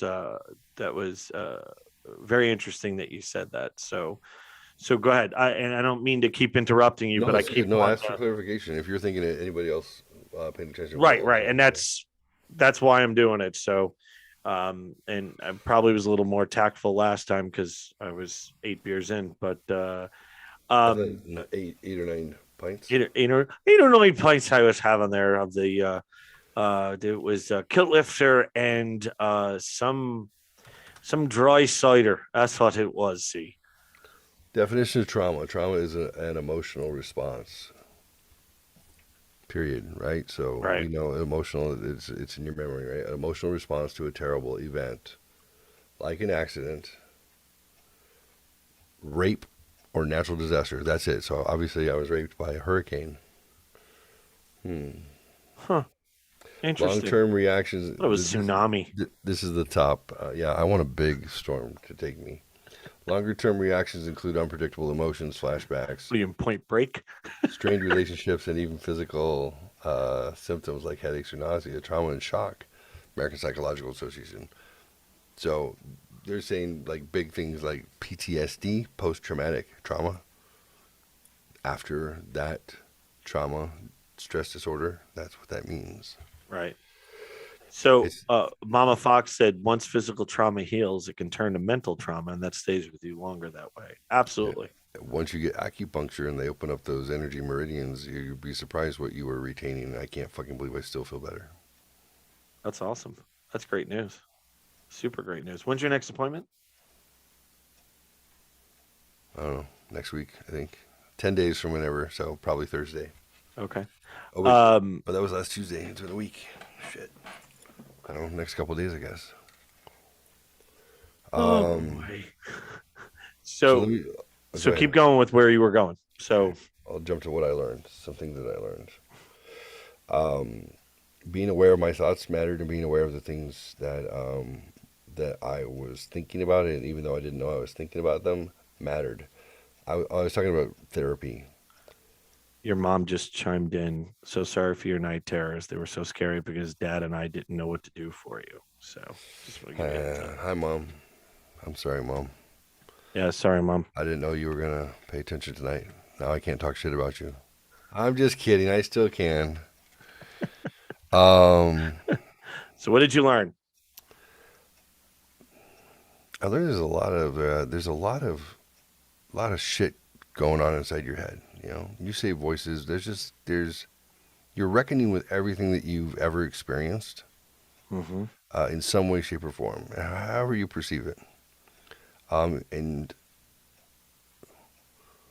facing it, the thing. Okay, this is my correlation. What they do in therapy to get you to be brave, and that's what they understand now, is each time you're exposed to something that you're phobic of or you're afraid of, you become more brave and you're better able to handle everything you're afraid of. It doesn't take an exposure to every problem in order to become more brave. Does that make sense? Uh-huh. So they know that the therapy Well, works. you're changing your overall mindset. Your overall capacity for Correct. bravery and courage, Right. which is to show up, even though you're vulnerable, that's Right. courage. If you haven't had the exposure to those things, and you may have had a traumatic event that makes you phobic of things. You're like, I don't want to go do that again. Right. Your brain is doing that for you, whether you're able to vocalize it or not. It is There's something going on that is going to drive you, and it's going to affect everything that you're doing. So me trying to figure out how to mitigate that a little bit. What am I manifesting from? I don't know, but now at least I can be aware that I can figure out what those thoughts are. And sometimes we're afraid to. We self-medicate. We do all sorts of things to not deal with the scary thoughts. Don't open Pandora's box. And to me, the biggest reason that that happens is because nobody tells you that you can safely do it, Right. and you don't need a specialist to do it. Specialists exist because that society needs that to happen. Right. They That filled the society need. needs Right. specialists because they don't come out. They don't teach you. You know, they say, well, you know, what works better for this society is we're going to stick with the Judeo-Christian stuff, and that dark things are demons, dark thoughts are demons. We're going to categorize angels and demons, and then you know what I mean. Like you go with what works, unless you belong to a family or a culture where that stuff is like, hey, you've got the shine, son. Right. You got the sparkle. She You said don't good have that night. influence. She's going to bed. She says she's tired. Mom, I love you. Well, I'll follow up with you tomorrow. Love you Just too, Mom. um. Sorry, I just thought that was No, important to tell you. no, that was good. No, it's a tough day. If you don't have somebody to tell you got the sparkle, you're not gonna pay attention to it. There's an overarching story for me, and with this, I didn't specifically have trauma, like as a kid. Like there wasn't something. I was sensitive, and my mom had a short fuse, so she would get irritated, and I would sense it. I knew it. Right. I knew when my mom was irritated, and I took it as if she was irritated at me all the time. Right. When I was an older kid, I was a pain in the ass. and I lit the backyard on fire, or cut my sister's finger in half with a pair of scissors, or threw a knife at her head. I was trying to get an apple. When I did reckless things and I got my ass beat, even that wasn't trauma. Right. I knew what was coming. I knew it was, it's not trauma. It was a upsetting event, right? But You not reap what you trauma. sow. When I became older and everybody told me that they're in there, not everybody, those who had an opinion about it had expressed that I was an old soul, that I had been here before, and being told that since you're a little tiny kid, Right. that the psychic Lutherans telling me that I've been around and I'm probably through like 8 or 9, 10 lives at this point, Right. started to make sense because it was around that same time where I'm like, why have I always struggled with this darkness? What is this darkness? What does it mean? Why have I always felt this anxiety? Like what's my anxiety from? Why do I feel like something's wrong? Like I need to run from something. And I had to start kind of contending with that. Right. So So so you so I you controlled my first dream. okay, here we go. Yeah. Because you said something about losing control of it, so that's why I really wanted to get back to that. So you can control your first dream, meaning what? Walk me through that. What does that mean? So I'd come across some information in one of the, I don't know, 5,000 books that I read, about being able to, with your meditation, to be able to visualize, and basically manifest a scene in your head, and you would, you know, pick a theme that's happened in a dream that you can remember at least a few times, Right. and go with something like that because it means that you're already predisposed for it. Okay. Has that waking dream been racing a car? Has it been flying? Whatever the case may be, go with something that your brain is comfortable with, and then reimagine it. Like literally picture in your head, um, what that scene would look like, what you're doing in it, what it feels like, what it smells like, what it tastes like. So this It's is while meant. you're asleep or This during is before you go to sleep. meditation. Okay. Before you go to sleep, and you basically put yourself. You don't have to do a full meditative trance because when you're in full meditative trance, there's nothing going on there, so it's a little harder. Right. So you want to be relaxed and you want to be quiet and you want to be mindful, which means you're focusing on something on purpose and you're not getting too distracted. So you want to be impressionable. That's kind of what they do with hypnotism, Okay. is get you into a state where you're receptive, and whether you know it or not, your brain is hearing everything that's going on. So, like pre-trance, I start talking about it. I'm talking to myself about it, and I'm showing myself. Okay, here's the my first one was flying. All right, here's the situation. Here's what it feels like. I can never see myself from the waist down. I remember that. I remember I could look down and I can't see. There's nothing down. I got nothing. There's something in real life, just so you know. So where are you flying over? And I know I know I'd flown over my neighborhood there in Okay. Santee, the cul-de-sac going up the mountainside where the F-14 crashed in like 1979. Like I can picture up over the top of the mountain through Miramar, where they would scramble a military craft. So are you taking this from an out of body experience or from a dream? I'm taking this from a dream that I've had. So I've had this dream has been or something around this flying around my neighborhood or in the area behind it. Okay. It just happened a couple of times that I can remember. And that's why I asked that question that I did. So, well, yeah, well, you'll see. Okay. Um, so as I'm falling asleep, I'm just it it's tough, but as you're falling asleep, you just keep forcing. Here's what it looks like, smells like, feels like. Here's how I know here's how I know I can feel my hands. Here's how I know I can feel the throttle, the joy. Like you Oh, have you're to. flying a plane. I'm flying. Oh no, this one wasn't a plane. I'm just giving you Oh, an okay. example. This one was just me. But I knew I couldn't see myself from the waist down, and I always thought in my dream that was why I couldn't control myself, and when I would crash, because I had to say why.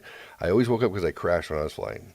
Because as soon as I became aware I didn't exist from the waist down, my brain said, well, obviously that's where your aileron and your rudder are, and you don't have one, and then I just auger in Greatest American Hero style. Ha! I didn't know how to land. I didn't know how to land, or you just crash. So I had to go through it, and then once I convinced myself that the reason I crashed is because I don't have any control. My control comes when I know how planes work. If I'm like a plane, then that would be where I would control and stabilize. So I pictured being able to see that and do that. Because your brain is a fickle bitch. Not only in just sabotaging everything you do in life, because it does, because you're using a caveman brain in a complex world. There's constant conflict. You're scaring the shit out of yourself all the time. You're in fight or flight all the time. And you do it to yourself and you say, this is what feels good. I'm looking for dopamine. That means I want to create pain so I can have pleasure. Fucking, we're crazy. And then I work in sales, which is even worse than him. Sales. The ultimate confrontation. All day, every day. Psychopaths. But start falling asleep. Keep the thoughts. And I'm asleep. The only way you know you're asleep is when you become alert, right? And that's usually only when you're coming out of a dream. And then you got the tail memory, which is like 90 seconds max of vision from the dream you're in, and then you forget about it 2 minutes later. I didn't know how to contend with when I got into a dream. I never felt the beginning of one. So I'm asleep, and I'm wondering, I remember as I'm falling asleep, I'm wondering, like, I wonder if this happens 4 hours from now, if I'll remember. I don't know. And then all of a sudden, I'm in it. And the first thing I questioned was, did I just question whether or not I would get in this? Am I really in my dream? And I remember I had the most intense, like, butterflies, like, I feel almost nauseated, like roller coastery, mainly because I recognized that I was in my REM sleep was letting me participate. And I was like, this is scary. I'm starting in the beginning. And I remember I take off, kind of Greatest American Hero style, and I jump, and it catches, and I take off. I'm like, oh, I know how to start. Yeah. And I'm flying just exactly like I thought, up my street, up the hill. And how old were you when this happened? 13? 12, 13, about 13 probably. Okay. And I'm like, this is crazy. I'm going to wake up, and I'm like, fucking shut up. Just let your brain fly you. So I'm flying, and Right. I'm like, oh, I'm coming up to the big hill before you go over to Miramar, the air station. I'm like, I'm going to crash. And then I remembered to look back, and I saw my legs. I said, oh my God, I'm doing it. It's the craziest feeling to have a physical response into something that's mental only. But I'm so excited because the triggers that I put in place, which is, how do I know I'm controlling this? You have to add something to the vision. Right. What did you add? The I feet added and the legs? legs and feet, so I can control the descent, or so I didn't crash, because I had to make some sort of a logical conclusion as to why my manufactured dream, where I'm falling from the sky, having sex with a hippopotamus and drinking orange juice, like, you're going to have to, if that's your dream, make a correlation. You have to do it. I've had that dream too, but because I made a joke about it, I had that dream. I was like, come on, a hippo and orange juice? Be careful. Be careful what you think when you're controlling your thoughts. You'll manifest some weird shit. I don't think we have enough time to go through that one. Holy crap. Yeah. Okay. Can you imagine what sex dreams were like later? Somebody was violated in person. I'm just saying. It wasn't me. Oh, that's why my ass hurts so Yes, bad. it was you. Oh. So there you go. And as soon as I realize my bottom half, I get excited, and then I start to fall, of course. Your dreams don't last very long. Your brain is usually trying to resolve something. My brain was trying to resolve why is my consciousness trying to fuck with my subconsciousness? Right. There are brainwave. You have a pattern of brainwaves that are interrupting, because you can't have alpha waves punching into delta waves. They collapse and you wake up. I had to learn a little bit more about that later, because I'm like, the type of thoughts you have are going to dictate whether or not you can control what you're doing. how the fuck do you get yourself into a beta wave on purpose and then astral project? That's a whole different day. So I remember I wake up, I didn't crash. I start to crash, and I'm like, fuck me. I'm like, I'm not in control. And then I wake up, and I'm like, how long was I asleep for? Holy shit. And I felt like my body was so heavy, and the house was quiet. I'm just like, oh. So I look over the clock, it had been 12 minutes. I felt like I slept for days. That REM sleep was that was psychotic REM sleep. Go straight into. So I remember going like, I should do another one. And something in my head said, no, knock that shit off. Just go to sleep. I'm like, yeah, it's kind of addictive. And I'm like, I can never tell anybody this until I'm 48 years old. It's crazy. Oh. So When I'm 48, I'm going to be on a podcast with another 48-year-old. Yeah. And we're going to talk about this. So okay. So that is an amazing experience. Your body feels like you've slept forever. It was 12 minutes. Mhm. I'm glad that you saw how long it was, because that in my head, that was one of the questions I had right away. I didn't write it down, which I normally do, but I was very curious how long you slept. So now, how often were you doing this before you went to sleep? Not, I don't know. There's mentally exhausting, which was better than being mentally like distraught, I was going to say terrified. trying to contend with terror, right? Right. But for the most part, if I did it once a week, maybe twice, in the beginning, once or twice, and then maybe only once every 2 or 3 weeks after that, it was enough of an exercise of understanding that it was almost like a negotiation with myself. Right. I know it's weird to say that, but that's Nope, truly totally what I felt get it. like. That I was like, I had to remind myself who was boss. Right. So In my did the head. night terrors stop? They stopped probably for like maybe a year or two. I didn't really have much come up because I had established some kind of domain over my brain. So that weird. begs the question: is the reason they came back? Did you get lazy about it? And Yeah, you did? it like with anything, like Sure. did you stick to your diet? Did you Look at remember the to two go of us. No, we don't stick to our go walk diet. the dog? Like, well, I liked walking the dog in the beginning, then I just put the dog to sleep, and that was fine. Yeah. So this is also a time where I went from nervous energy. I was always a class clown, but I was also like hated by a lot of people and teased and mocked and things such as that.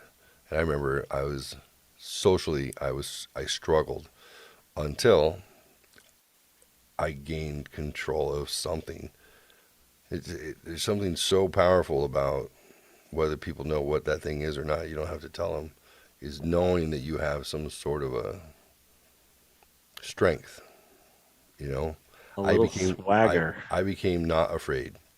Yeah. Swagger Um, and confidence. I heard the word assertive. I Oh, I like learned that. the word assertive when I was 13-ish. I think I told somebody, I said like I don't I'm obnoxious or something like that. I don't remember. I use a pejorative term to Right. Which we define always myself. do. Yep. And then they said, this person said, no, that's not it. You're assertive, and that could be off-putting to people, but because most people are weak, so Right. it's scary. And I was like, assertive. I have a word for me now. I'm gonna get business cards. This Jeffrey this is Sinatra. this is Assertive. assertive. Assert yourself. Here's the amazing thing. Words express thoughts, right? Thoughts create ideas. Ideas create hypotheses, solutions, outcomes. It starts. You have to define something. We don't do that enough ourselves. Like define your values. Like what words define things that are important to you. Define things that you're afraid of. Right. Define things that you have shame about. Define things that make you feel good. Those words are the seeds. They're literally the foundation of your thought that will then help give you the capacity to actually do it. If you want to forgive somebody, you have to name the transgression. You have to use words to define it. You can say, well, I was abused, I was this, I was that, I was whatever. I had trauma. You'll never be able to forgive yourself or somebody else until you name what that trauma was. Say it out loud. Then you have to express how you feel about it and what is done to you out loud, and then you have to forgive. What you're saying right now is, and I really hope people pay attention and don't think it's hippy dippy, because you are in control. You just have to remind yourself that you're in control of your thoughts, meaning on the things, especially the things that you brought up, especially what you feel guilty about. Is there a legitimate reason you actually feel guilty about something? Or okay, so are you going to feel guilty about it forever? Are you going to do something about it? You have that control. Nobody has that over you. Absolutely not. Now, whether somebody accepts your apology or whatever, you put that energy out there, and you are the one that when you go to bed at night, not that we're going back to the night terror thing, but when you close your eyes, you know what? I did my best to make that situation better. Yep. I tried to the so-called olive branch to somebody. Trust me, we're living proof of that right now on this show, my friends. it is very true. So it's a total mindset, right? It is. You have to decide when you turn the book in that page, what's written there. You really do. You have it, and it's that easy, but it's that hard at the same time. It's so hard to get yourself to the starting point. To just go. I'll never forget when I heard somebody go, "Oh my God, this person called me racist. I'm not racist. Why do you give a fuck what that person thought of you?" Right. What do you mean? If you show that you care that person said that, you have now given all the power over to that person. Are you racist? No. Well, then fuck them. Right. Because whatever their point of view is, it's misled, and they probably have an agenda on it. So ignore it. Your guilt and your shame, if they're unfounded, they're really coming from a place of correct. We all crave acceptance. Correct. But there's a point where this is where codependency comes from. You can't survive without it. Now you need to figure out what that's about. You also have to train yourself on who are the kind of people that you want acceptance from. Who are the kind of people that you want to be like-minded with? And it's obviously not the schmuck that is calling you racist because you said, "Oh, I really like Mexican food." Right. But don't explain yourself to those. No, don't apologize. Don't explain yourself. Again, when you turn the page, it's very metaphorical, obviously, but that's a blank page, and you write whatever the fuck you want there.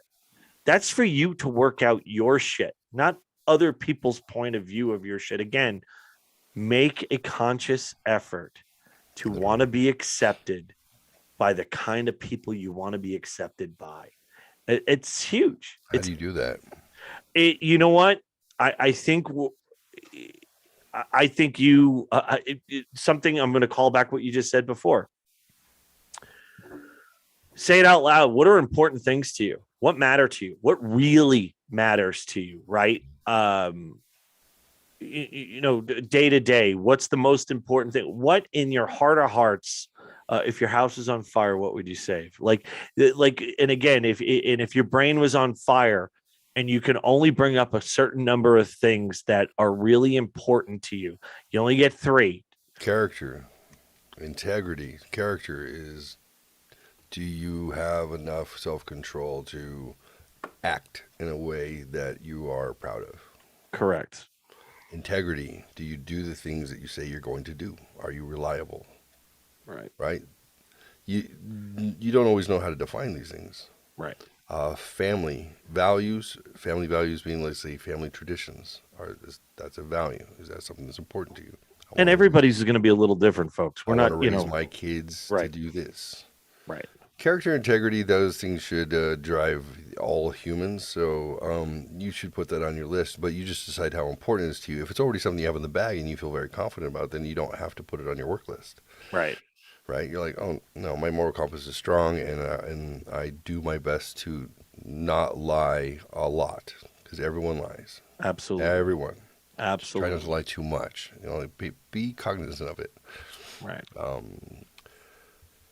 Figure out what are your values? What's important to you? And those are the people that share like-minded values are the ones that you should care about acceptance because, and the reason I'm saying this is because you've already defined in your head that you find these things very important to yourself. So if they are people that you perceive that feel that same way, you should want to be accepted by them because you're like-minded people. Right. But if you're not like-minded people, then fuck them. Who cares? But I tell you, it's especially when you're a teenager, when you're in your 20s, it is terrifying to be that person on that island by yourself, right? It's terrifying. So I think we make poor decisions, and We make we groupthink, and we idolize people that groupthink maybe decisions. idolize people that aren't the best to idolize. But as you get older, you hopefully your life experience is going to define your values are going to change. Mm-hmm. Your points of view are going to change. Your character and what you consider important in character, it can change also. So, but that's the most important thing, right? Is that you are again wanting to get feedback from people that are like-minded. Like-minded, yeah. Yeah, I mean that's super important. It really is, because you again have that power when you can turn that page. I really like that metaphor. I don't know why, but I keep bringing it up. So No, the book is right. I mean, that book is a story of your existence. correct. We have chapters that we don't like because they didn't go particularly well. But if you process experiences that you have, and whether you did the right thing or not, to dwell on the fact that you made a bad decision and to hold yourself accountable to that always, it's pointless. Well, the fact that You have to it's a make bad mistakes. decision Yeah, is going to help you when that circumstance comes up again. correct. That's life experience. We learn things, and it's really what you should judge yourself on is what you do when that scenario happens again. A Jordan Peterson quote, and he's not the first one to come up with this idea. It's common in philosophy. Is don't compare yourself to who somebody else is today, Right. but compare yourself to who you were yesterday. I love that. And and he would state in psychology, he's like, you have somebody who's afraid to change anything, and he's like, well, if you put out, you do an hour worth of effort into your studies, and that's what you do, and then you want to study more and more effectively and harder, longer, whatever the case may be. But you know that if you say, I'm going to go from studying from 1 hour today to I'm going to study for 6 hours today, the chances of you hitting that is very unlikely, and then the chance of you giving up because we avoid failure at all costs is much more likely. So make sure that when you're setting goals for yourself, that you set them at a level that was guaranteed that you will achieve it. Because even if, let's say, I'm going to study for 10 more minutes today, and Right. when I study for 10 more minutes, I'm going to reward myself. Right. My reward is going to be, I'm going to do 30 minutes playing games if that's the thing I like to do. I'm going to let myself play games for 30 minutes. Right. 10 minutes gets me 30. Your brain likes those odds. It's Yep. a thing I don't want to do, and it's a thing that I do want to do. I will heavily reward myself. Right. He says it doesn't seem like a lot, but if you do 10 minutes is what your weekly goal is, a 10-minute increment, after 52 weeks, you have now put in how many more hours? 9.5 hours more studying on average. Right. Your aggregate goes up. It's not a joke. You go 10 minutes on average. That's a lot. 10 minutes a day. Then it's the next week. Double it. 20 minutes. Next week. 40 minutes. You're going to have to stop at some point because it's like the penny theory. Double it for, Right, right, right, right, right, right. how much money do you have? So So, you have to be realistic with yourself too. so to get back to what we were talking about, Yeah. what you had brought up in passing, what happens when you don't control the dream, or the dream goes off the rail. Yeah. So let's talk a little bit about that. Were you doing the same scenario with the flying part? I would switch it up Okay. because if I woke up from a dream, and that's what spoke to me. If there was something in my subconscious that said, and whether it's scary or not, your brain says danger, and you wake up because it doesn't know the difference between real and not real. Right. I would grab different ones, and then sometimes I'd find myself in a dream that I didn't plan for, and realize I could also have something to do with it, which was pretty crazy. Right. Because it's like becoming more brave. You're becoming more competent. Right. The longer you drive, the better your skills get. You don't necessarily have to learn J turns and Right. cutting brakes. But the likelihood, if you've been driving for 5 years, of being able to do those things are much greater. Right. Even though you're not paying attention to anything and you're paying attention to everything all at once, you Right. become one with the situation. So let's go the scenario. What's the dream that you didn't control, and you kind of lost the control of that dream? But we'll set this up for me. Did you meditate before? No. So we got lazy. Okay. So I had a night terror when I was 15 or 16. In the middle of the day, or not in the early evening, wasn't even dusk yet. And that was a shock to me, to remind me that, I'm still not in control of everything. Right. You're still That vulnerable. happened because I was exhausted. There was no dream associated with this. Okay. But I stayed up for 3 days with my friend, goofing off. I stayed the night at his house, and we were roaming around in the neighborhoods and doing goofy shit, and we just kept going and going and going because we thought it was fun. No drugs involved, anything like that. It was just teenage idiots. And I remember getting home, and my older sister was there, and I think that was about it. And she's like, you look fried. What is wrong with you? I'm like, hey, me and Chad stayed up for 3 days. Doing what? Everything? I don't know. I think we burglarized some businesses. I don't remember. We did some stuff. It was a lot of shit. We were adventurous. And she's like, yeah, you look wrecked. I thought you were drunk. I was like, you're so judgmental. That's just because I got pulled over for speeding, driving without a license on an expired permit. I had been drinking, but they didn't catch me on that one. And I was just 16 when that happened, 16 and a half. My sister was more drunk. It was her car, and I became the designated driver because she was wasted. She couldn't handle her Budweiser. Just because of that, she assumed that I was drunk. They suspended my right to get a license for a year, by the way, and I had to go to traffic school twice, and it was good decision making because I had night terrors. It's not my fault. So yeah, she's on. I thought you were drunk again. I'm like, shut up, stupid older teenage sister. So I go to sleep like it's nothing. I'm just exhausted, and I'm always a bit cognizant of where my brain is before I fall asleep. Always, or I have to wear myself out, which is what I've been doing for the last 5 years. But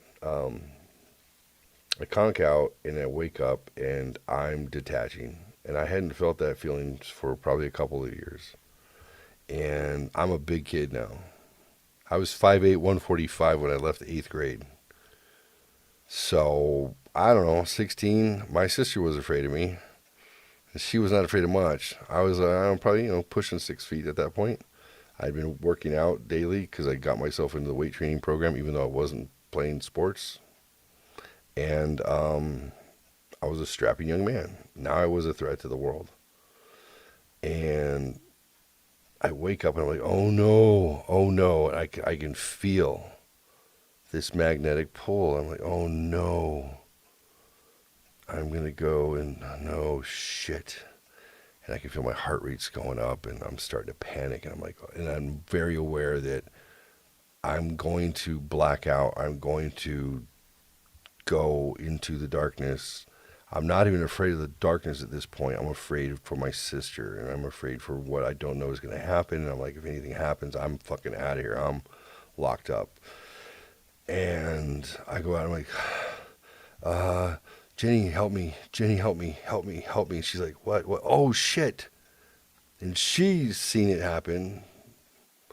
So she's like, oh, God, what do I do? I'm like, and I'm like screaming and like going back and forth. And she's like, God, she's only like 5'4".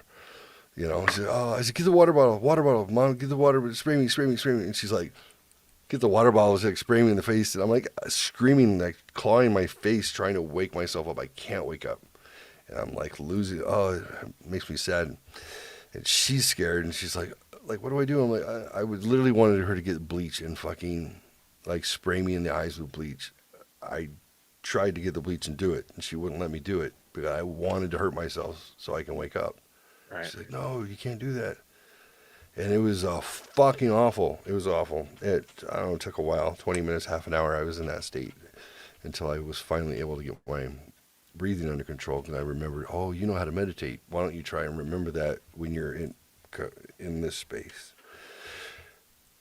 And I finally kind of got a hold of my breathing, and I'm like, I'm sorry, like don't tell anyone. And um, I was like, fuck. Like I remember I was such a defeat, such a fucking crushing defeat. What did I do? I wore myself out to the point where I had no control. Right. I was so exhausted that all I had was whatever my central nervous system wanted to manufacture at that point. And I was like, oh, I hope I make it through this. I didn't hurt anybody. So I fell asleep for a couple of hours, and I remember my parents came home, and she's like, Jeff had a night terror, and I'm like, oh, just listening to that, I'm just like, that's okay. She's like, it was okay. Like, we got him calmed down, and he stayed out for 3 days with Chad. He's an idiot. I think he was drunk probably, but I don't know. He said he wasn't. Like, bitch, don't tell on me. Snitches get Um, stitches. Snitches get she, stitches. yeah, but she was standing up for me. And we don't like each other until we were adults. I love her to death now. She's Right. one of the best people I know. But we did not like each other. We did not get along. She, like, any moment to throw me under the bus, except for when I was her designated driver and I didn't tell that she was, sleeping with that guy. Um, and that's why we're at that house. As long as I didn't rat on her when we were doing stuff, we were cool. But otherwise, there's always this animosity between us. And I heard her being scared for me, not scared for herself. And I was like, Right. thank you, thank you, thank you, thank you, thank you. So I had to, I got to get back into this fucking thing. Don't let your guard down. Right. God, it's so hard because it's so much work. So flash forward maybe a year, maybe a year. I'd gotten back in the swing of things and keep myself honest because I was like, I got to get out of here. Because if I don't make it out of this house, I'm gonna make it someplace bad. I'm not an adult yet. Now I'm monster size, and now I'm really scary if something goes wrong. You don't want to see this dude with glassy eyes and saying, "Help me, help me, help me!" like a complete panic attack. My mom popped in and said like it was really scary for them because they couldn't help me. I didn't even look at her typing it. I didn't want to see that because I know what they went through. Right. God dang. The fact that they never shamed me is amazing. Think about that. Yeah. Your, No, that's great. your propensity to want to like, I'm like, my parents shamed me about plenty of things. They did. They were shaming parents. That's what the boomers did. Yeah, but usually because you did shit on purpose, not Yeah, because and I'm like, well, not because you your handwriting sucks. They shame you over that. right, You right, can't right, write your right. fucking name correctly. What the fuck Can't you is tie wrong your with you? fucking shoes? What the hell's Right. wrong with you? Tie your goddamn shoes. You get shamed for that stuff, but then when it came to something Jeff, serious, you're like this, like, 28. Stop pissing the bed. Jesus right, right, Christ. right. Yeah, now it's too late. Yeah. Um, Man, my goal was just to get out of this place alive. I'm like, I'll go if I have to go to the darkness. Just let me stay there. At least I won't get in trouble on this side. Yeah, but I don't think it was just to get out alive, but also not to hurt anybody. I didn't want to hurt anybody, but now I started getting curious about the darkness because in my dreams I was controlling myself in light, which means there was a surplus of visual cues and there was a surplus of things that I can rationalize. Since I hadn't had the darkness happen, I had definitely had a memory of it. I know I still can feel it. I know what that feels like. It's very challenging when you feel like you're dying. Now I was like, if I start to go there again, I'm gonna have to. I think I just need to go there, and I just need to see what the fuck that thing. What is that? What's that space? How do you Where am I? prep for that? What are you doing to decide? Like, what was the moment when you were like, okay, we're gonna do this? Mm, Did you have a scenario where nobody was in the house, or mm. So the moment that I realized we were gonna do this is when what do you say? What do you mean that? like We. me and my brain, my mind, I Oh, guess. okay, I'm just okay, like I'm negotiating with my own fucking central nervous system to do right, things. right, And that's right. what you have to do. You have to use your language to talk to yourself. That's what triggers shit. It's visual cues, it's memories, it's words, it's definitions. Like you have to do it. You want to know how to memorize things that you'll never forget? You have to physically look and push it into your brain. Push it into the fucking hemisphere of your brain. You remember things. You look up to the left. You're pulling memories this way. You're making shit up, or you're making a new memory. You physically look up to the right. There are visual triggers that your brain has you do when you are trying to do something that is subconscious. If you grab a hold of that, I would have people give me a 40-digit number, and then I would learn it in patterns of like five times eight, or eight at a time times five, and I would remember that. Okay, and I would take that sequence and literally visualize it, and they would be like, "What are you doing?" I'm like, okay, I'm pushing it into my fucking brain. You learn that way. You learn about this stuff. It's fun. Or we'll do more shows on it Okay, later. so why? So what made you choose this time to do it? Um, I was at the last year that I had to most likely be home where I could get institutionalized, hospitalized, whatever, if things go wrong. I couldn't trust 100% that things wouldn't go wrong, whether I liked it or not. So I figured I should be somewhat ready to handle the wrong part. So it's my fear of the darkness that causes me to react. And as soon as you start that process, now other people have to help intervene because I Okay, can't pull myself out of it. So I thought, okay. well, if I can embrace the idea of if I start to go there, there's a trigger before my eyes open that I can feel my subconscious, my psyche, my energy, my spirit, whatever you want to call it, start to fall, kind of like you'd be pulled into that place. It's my reluctance to get pulled, which triggers everything else. So I can remember what that feels like. So I'm like, okay, well, how do I get there? I don't know how to control anything. There's nothing there. It's not like a dream, right? So I remember I'm processing like, okay, well, I know what the beginning feels like.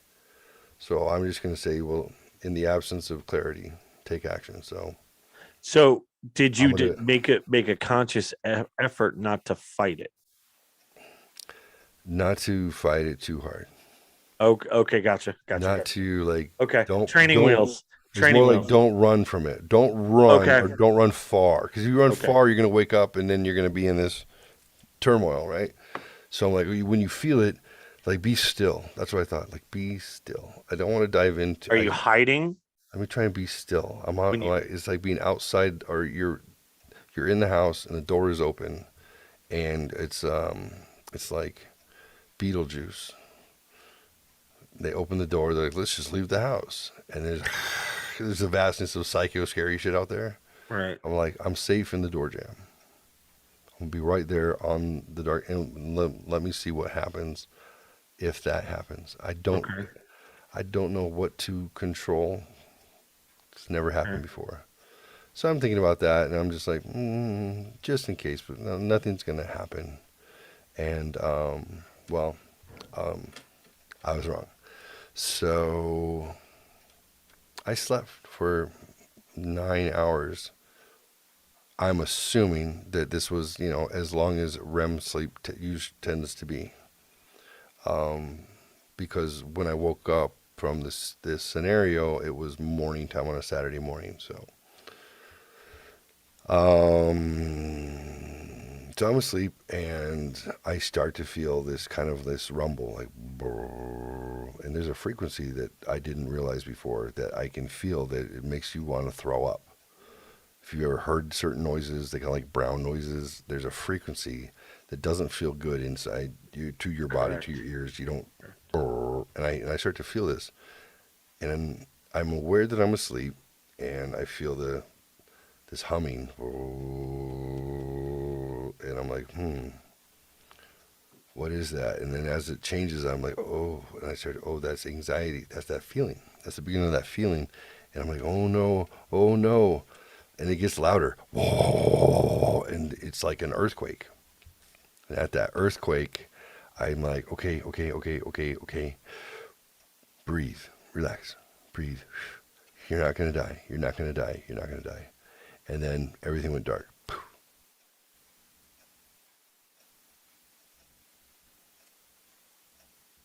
And I'm like, it was vacuum silent.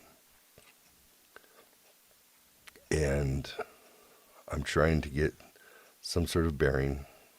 I'm trying to manifest a sense of something. All I know is there's no sound, there's no vision, there's no feeling, but yet somehow I can feel my heartbeat. So, or at least some sort of energy of myself. I'm like, I exist into something silent. I'm like, okay. If you're in a vacuum of silence, even in a dream or whatever it might be, and it lasts for longer than like 15 seconds, it's kind of like holding your breath when you don't know that you have breath left anymore. I can feel myself, my energy's changing. I'm starting to ramp. I'm like, oh no, oh no, oh no. And I'm like, whoosh, stop. It's like, just be still. It's okay. It's okay. And the first sensation I feel feels like wind on my face. I'm like, I have a face. I can't reach up and touch it. I don't have anything else. But I feel that sense of a slight breeze. I'm like, movement. Okay, this is, go with it. And the wind is hitting harder, harder, harder, and I start to see through what would be my eyelids, I guess. I start to picture light. And I open my eyes, and this is the weirdest fucking thing.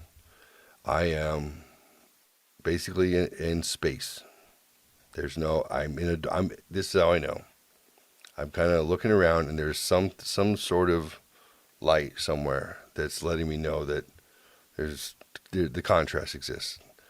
And I'm looking around. I'm like, I don't know what this is, but it's better than nothing. There's a visual stimulus of some sort. And I'm looking around, and I see this is a moment. You guys, I'm crazy. It's fine. I see the Earth. I am somewhere above the fucking Earth, and oh, I made that up, and I'm like, well, this is all made up. I don't know what this is. It's nothing I'm controlling. I'm like, what is going on? And I started thinking, like, is that really? And I feel like it's like way down. I feel like I'm up. It is down. Whatever my point of view was. And I'm thinking, is that really? And as I'm looking at it, I'm intently trying to make it come into focus. And as I do, I start moving. And I'm like, oh no, this is weird. I can move myself based on imagining what I want to happen. So I'm like, this is fucking crazy. And I'm having that thought, and I'm getting kind of closer to it. And I realize that the sense of speed was not anything that you would think. Like, in hindsight, I was probably going like 25,000 miles an hour, which is now I understand how fast things orbit. Right. But I'm getting closer, and I'm looking at it. I'm like, yeah, that is Earth. I'm like, that's crazy. I wonder if I could spot the United States at some point. I'm above the United States. I'm like, that's weird. I'm above the Pacific Ocean. That's weird. I'm like, wow, well, coincidence. At least I know that area, but I'm well versed with the Earth and where continents and everything are. I'm like, why can't I be somewhere else and see something cooler than this? I'm thinking. And I realize as I'm watching, I'm so intent that it's getting, bigger and bigger. And I'm like, huh. And then what is that? I wonder if I can see. Oh, that would be California. That's weird. I'm like real close to like Baja. I'm like, oh. And I realize I'm speeding up and I'm speeding up and it's coming up. It's getting bigger and bigger. I realize that because I'm intently trying to find my way back to myself. And this is when I realized when I saw, oh, that's San Diego. That's where I'm trying to find myself. And now I'm like, I don't know how to slow down. I have that reverse greatest American hero thing. I'm going fast. The earth is expanding in my point of view. And I'm starting to recognize I'm right above myself. I'm right above my house. I'm there. And I have this, my brain says like, yeah, get there. That's good. This is scary. Get there. Get to yourself. And I'm like, no, I don't. Oh, shit. I am. What? And it's the strangest sensations of like, this is not real and that this is totally happening at the same time.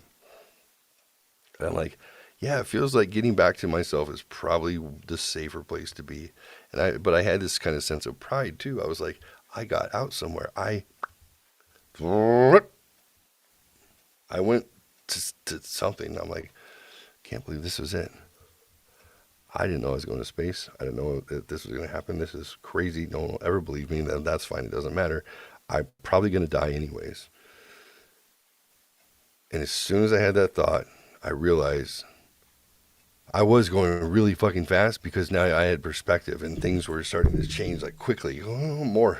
And I knew where I was sleeping. I knew what part of the house my room was in. And I imagined exactly where I needed to aim myself. And I was like, as I was going, well, not going faster necessarily, but the same really fast. And I realized I don't know how to stop. I remember thinking, you always wake up before you die in a dream, right? Right? So I said, I'm going with cartoon physics here. I'm going to aim towards myself, and I figure I'll catch myself, and then I'll be safe. Right. And I had I don't like falling. I went bungee jumping shortly thereafter to kind of be like, I can do that. That's okay. I need to see the world a little differently. And I'm like, fingers crossed, aim towards that. It's a dream. You'll be fine anyways, but I don't think it's a dream, but let's see what happens. And I'm like, I don't know any other thing. I'm speeding up. And then poof, like that anxiety, like up to the point where I'm literally see the fucking roof of my folks' house. Did you see yourself? Yes, I saw myself Okay. through the roof. So I knew where I was aiming. And then everything went dark again, and it was just like the beginning. And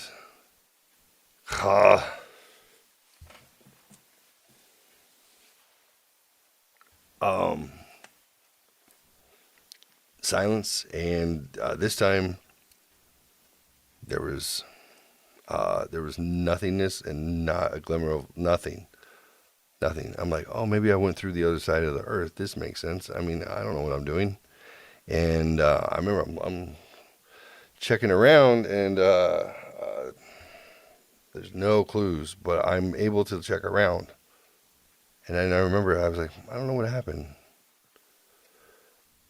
And then my brain said, "You're dead." And I what? Yeah, yeah, you're dead, stupid. You hit the ground. You're supposed to wake up. You didn't wake up. You weren't awake in the first place. You were already gone. You're dead. And I was like, wait, no. And I had this, I thought I was going to scream.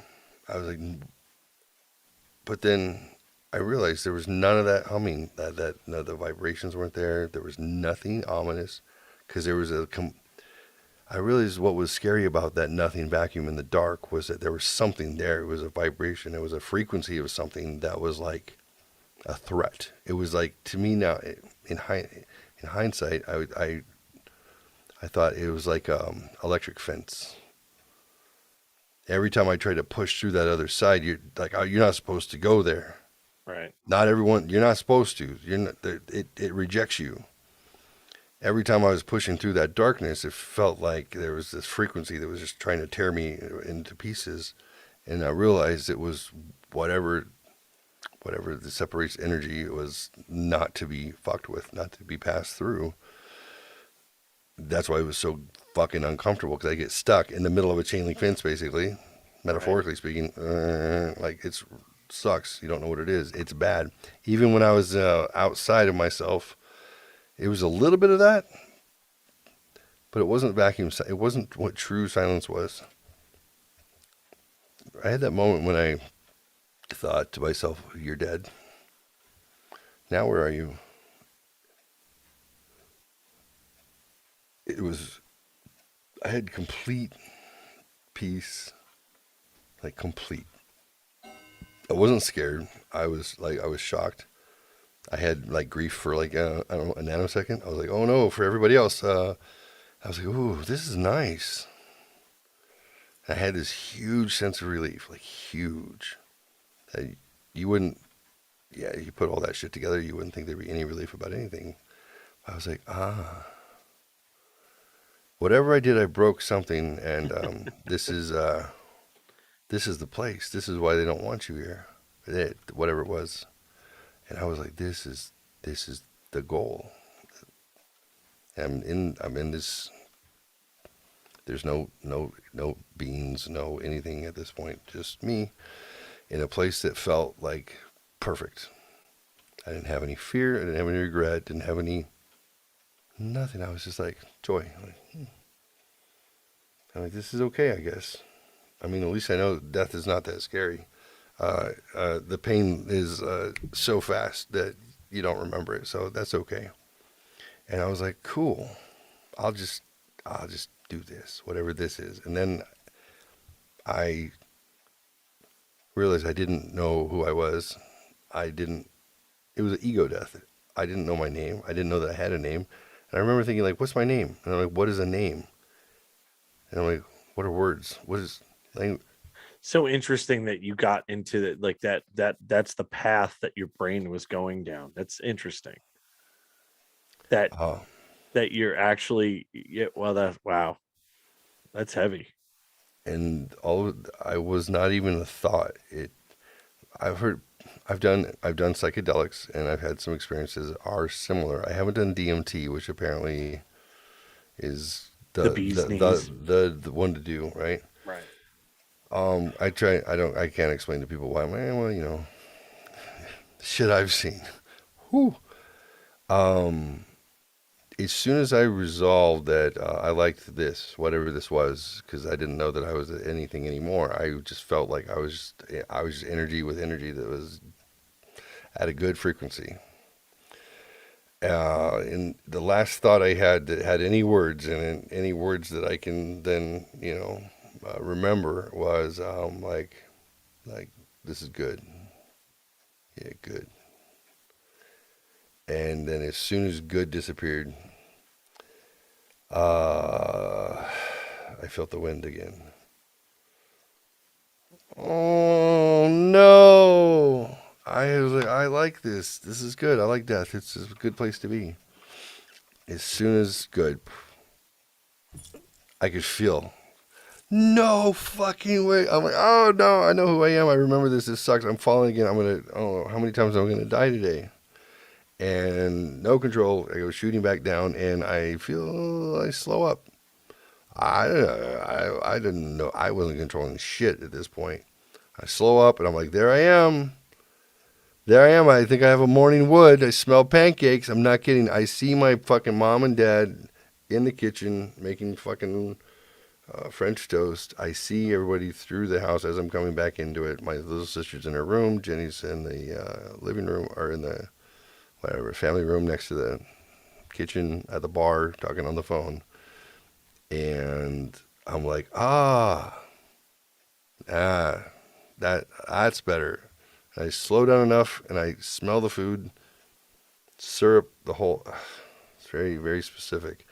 And I had this sense of hope and relief at that moment. I was like, no, and then darkness again. And then next thing, I'm open my eyes, and I'm laying in bed.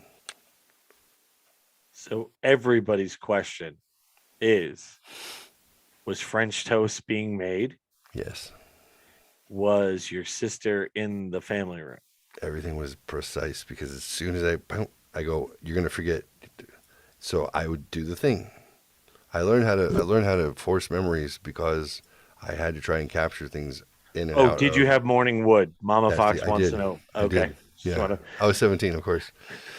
So right when I hit that spot, right where I recall, like, okay, consciousness from subconscious to conscious. Because you didn't get it right the first time, brother. Force it. I'm like, okay, French toast, change, white shirt, white shorts. I can see everyone. Everyone was asleep before. Okay. And then I'm laying there, and I'm like, my memory's going to fade. And I'm like, oh shit, store some more stuff. Because I was still in that fugue state. Right. That in-between state. I can feel myself physically. I can't move yet. So I'm like, okay, you died. I'm like, oh, you fucking died. I'm like, I died. I fucking died.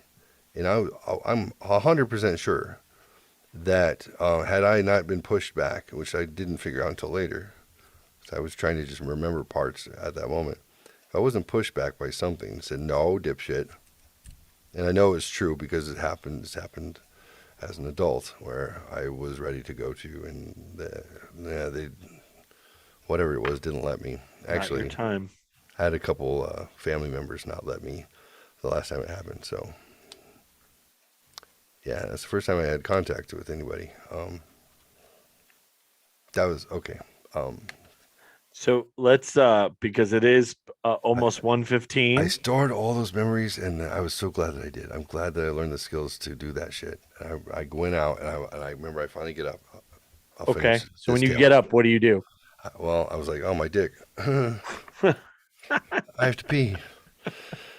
Dead wood. I get up, and I'm curious. I'm like, I wonder if I can check these visions off my list. So I go pee, and then my little sister brushes by me in the hallway, and like checks me, and I'm like, yeah, little bitch, she was in her room, that's fine. And I go out, and I'm standing there, and I'm just staring at them. I don't know, they might remember something like this, because it was weird, but I'm looking at them, and I'm smiling, and the French toast smells good. I'm like, it's all fucking legit. And then I'm like, store this. So when you're 48. Yeah, when you're 48, you can remember it. So I'm like storing the data, and I'm like, God, I'm like a human computer. I'm such a weirdo. If anybody knew this shit, they would, I wouldn't have friends. So they turned around, they're like, hey, good morning, sleepyhead. And like, it's 10:20 in the morning. Didn't ever thought you were going to get up. I'm like, I can't believe you didn't wake me up earlier. I mean, God forbid we sleep past 8 a.m., you know. They're like, well, you know, my dad's a growing boy. I'm like, yeah, all right. You still had wood at that point? Is that why you said grown boy? Yeah, probably. My boxes were poofing. No, and I was like, I just kept saying, I was like, it's so good I'm so glad. I'm glad to be here. I'm glad that we're having breakfast. They're like, what? We have breakfast on Saturdays all the time. I'm like, no, guys, I love you. I really do. And I'm really glad. And, like, I'm very happy. And they're like, what do you got this fucking smile on your face? What is wrong with you? You been smoking the wacky tobacco? And I'm like, no, I died. And like, what? I said, I died. Yeah, it was crazy. Like, I died. I said, you know when you're falling in your dreams and then before you hit, your body wakes you up. And they say if your body doesn't wake you up, that you'll die. Like, that's the rumor, right? Um, like, yeah, I guess so. What are you saying? So I woke up or whatever. I came to and I was floating above the fucking planet. Yeah. And then I once I started to solve that, I realized I needed to get back to my body because I went through the darkness. I got through the darkness, and I didn't know I did. So I didn't know that I had gotten that far away from myself because I prepared myself to get to the darkness without being scared, and then I didn't have any idea what was going to happen after that. So I was far away. I said, usually just apparently you just float. You can see yourself go through that motion. I was gone. I said, I think if I hadn't woken up, I wonder how far away I would have been. And they're like, what are you talking about? Like, you're crazy. I said, anyways, I came rushing back down because I wanted to get back.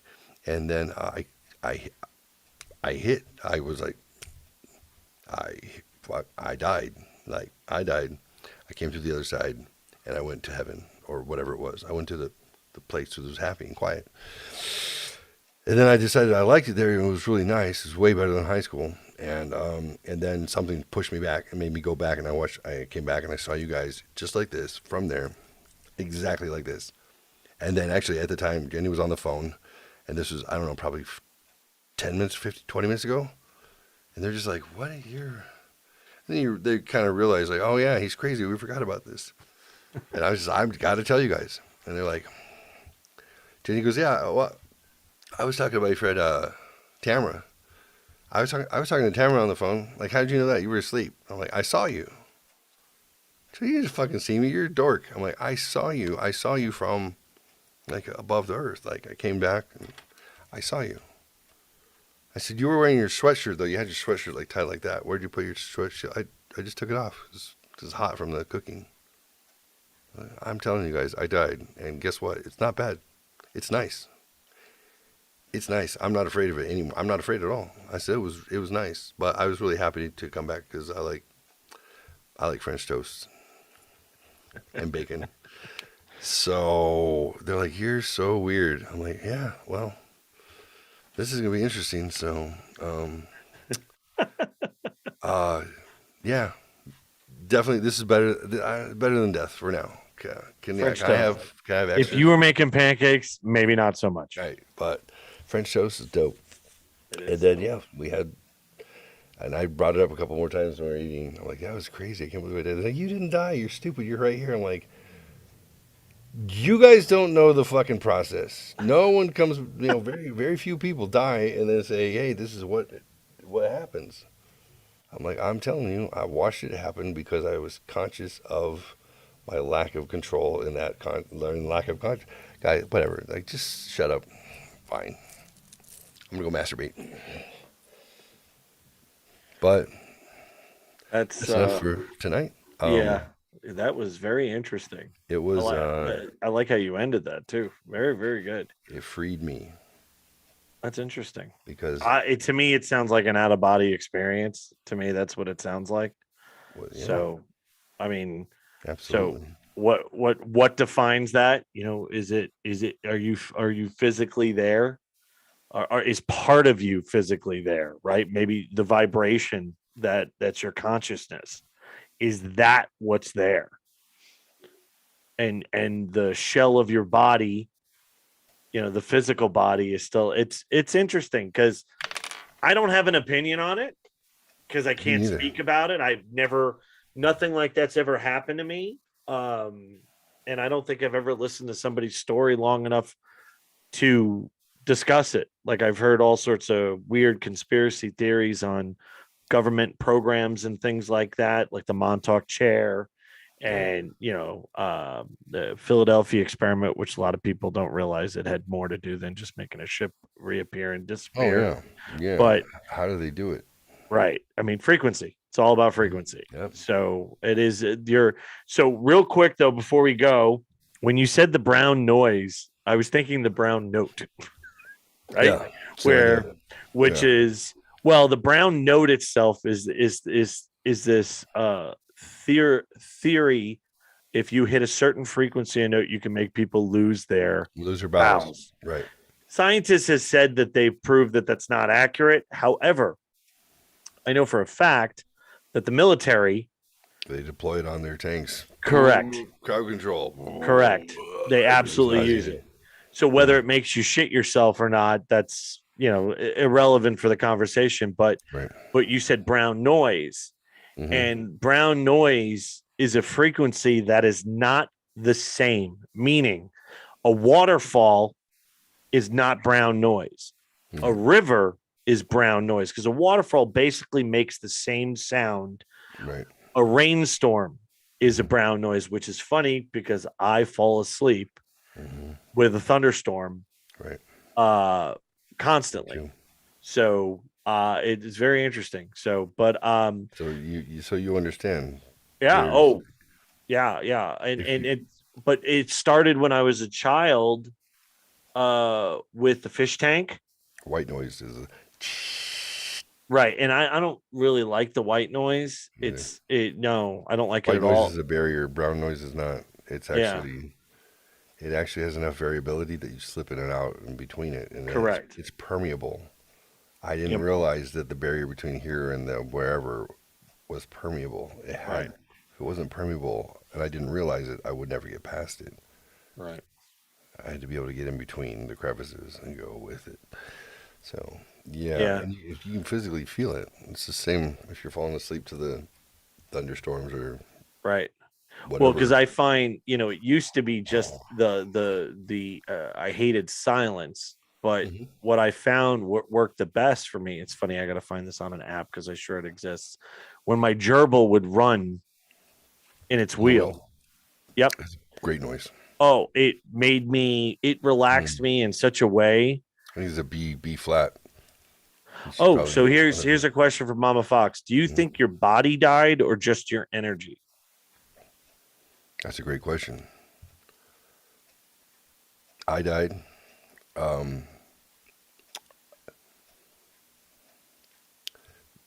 This is a biomechanical machine that's made up of hormones and cells and all these bacteria and all this stuff.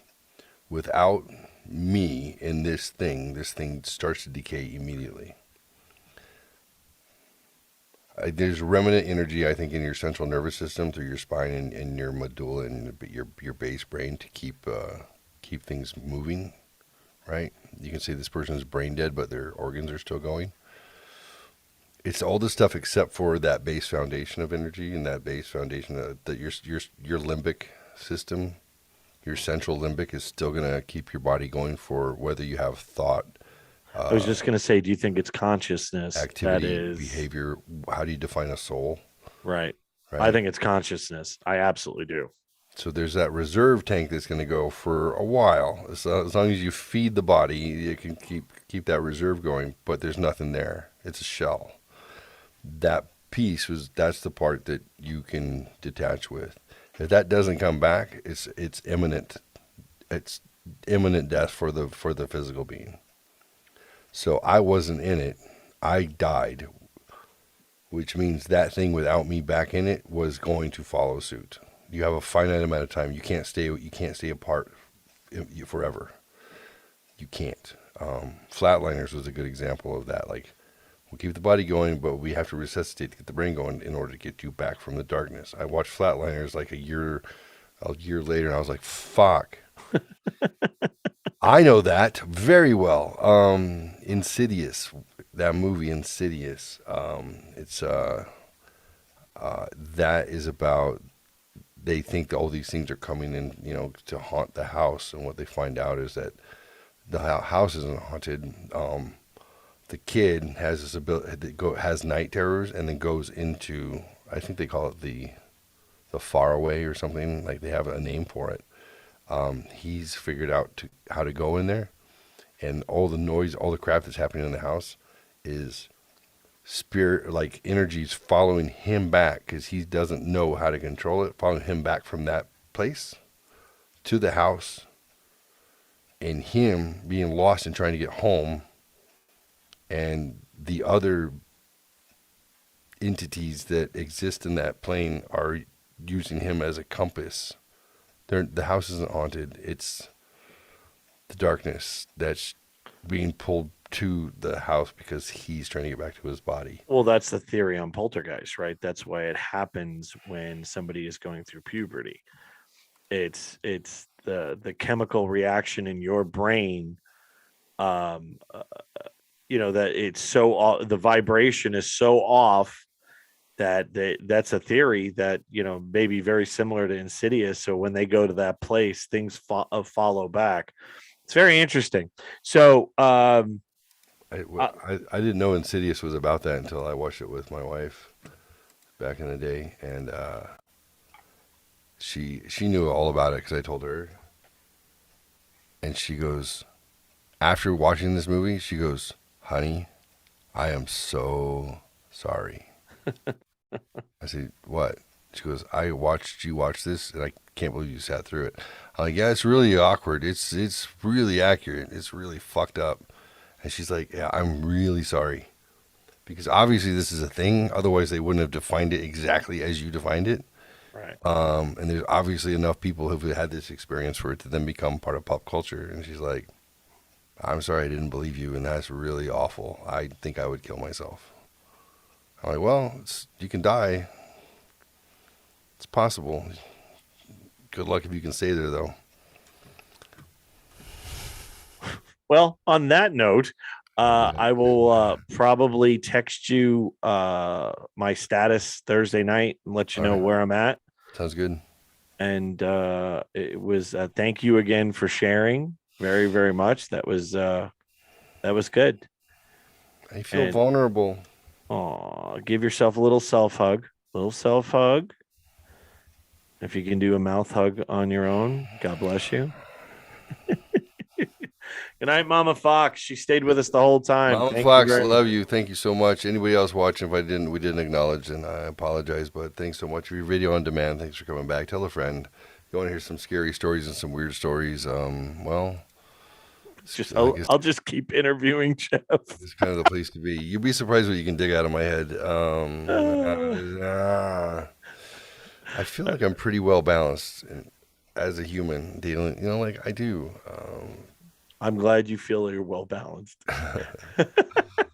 When you said turn the page, and you're like, just turn the page because you can have trauma and you can forgive and then you can move forward. That's your choice. And you're like, this is an example of that. Like, yeah, we were not frenemies in the beginning. There was a problem. There was a problem. There, I wouldn't even say it was a power struggle. It was a struggle. There was going to be a war. It's gonna be a war. Got past it, thank God. Well, So, you have a wonderful evening, sir. you too, All buddy. right. Appreciate Enjoy you. work. And I will try to do the same. I'll talk to you later. All Good right. night. Good night. So sorry, man. Weird stories, man. Weird stories, man. I didn't want to say anything while my mom was active on here because I just she's had a tough day. We had a tough day in general.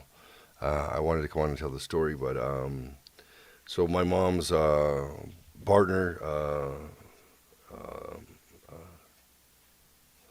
Randy, he had a heart attack last night at home and was resuscitated after several attempts.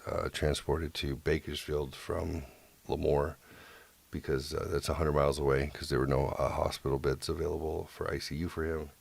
And unfortunately, he passed away at 4 o'clock this morning, approximately. So, Mom and Randy have been together for 9 years. His 72nd birthday is coming up on the 9th. Unfortunately, he did not make it. Dad passed away 12 years ago. Then mom found Randy, and they found each other. He became a widower. She was a widow. He was a good guy. People would try and compare him to my father because my father was this kind of larger than life character, more stoic by far than I, but people loved him. My dad was very well regarded, and especially in where they lived. And Randy came in, and he a little bit, he had a different background. Everyone's different, right? Dad was like shirt and tie, Mason guy, and Randy was like a drag racing motorcycles and worked for the postal service and like blue collar, right? I remember when I met him, I was like, your first instinct if your mom has a new beau is to measure him against your father. And I remember I was like, yeah, he didn't measure up. He's like shorter. He tells dumb stories sometimes. And my dad was more, sophisticated or whatever. And that was, my first inclination was, I'm not sure. He seems like kind of a dork, but whatever.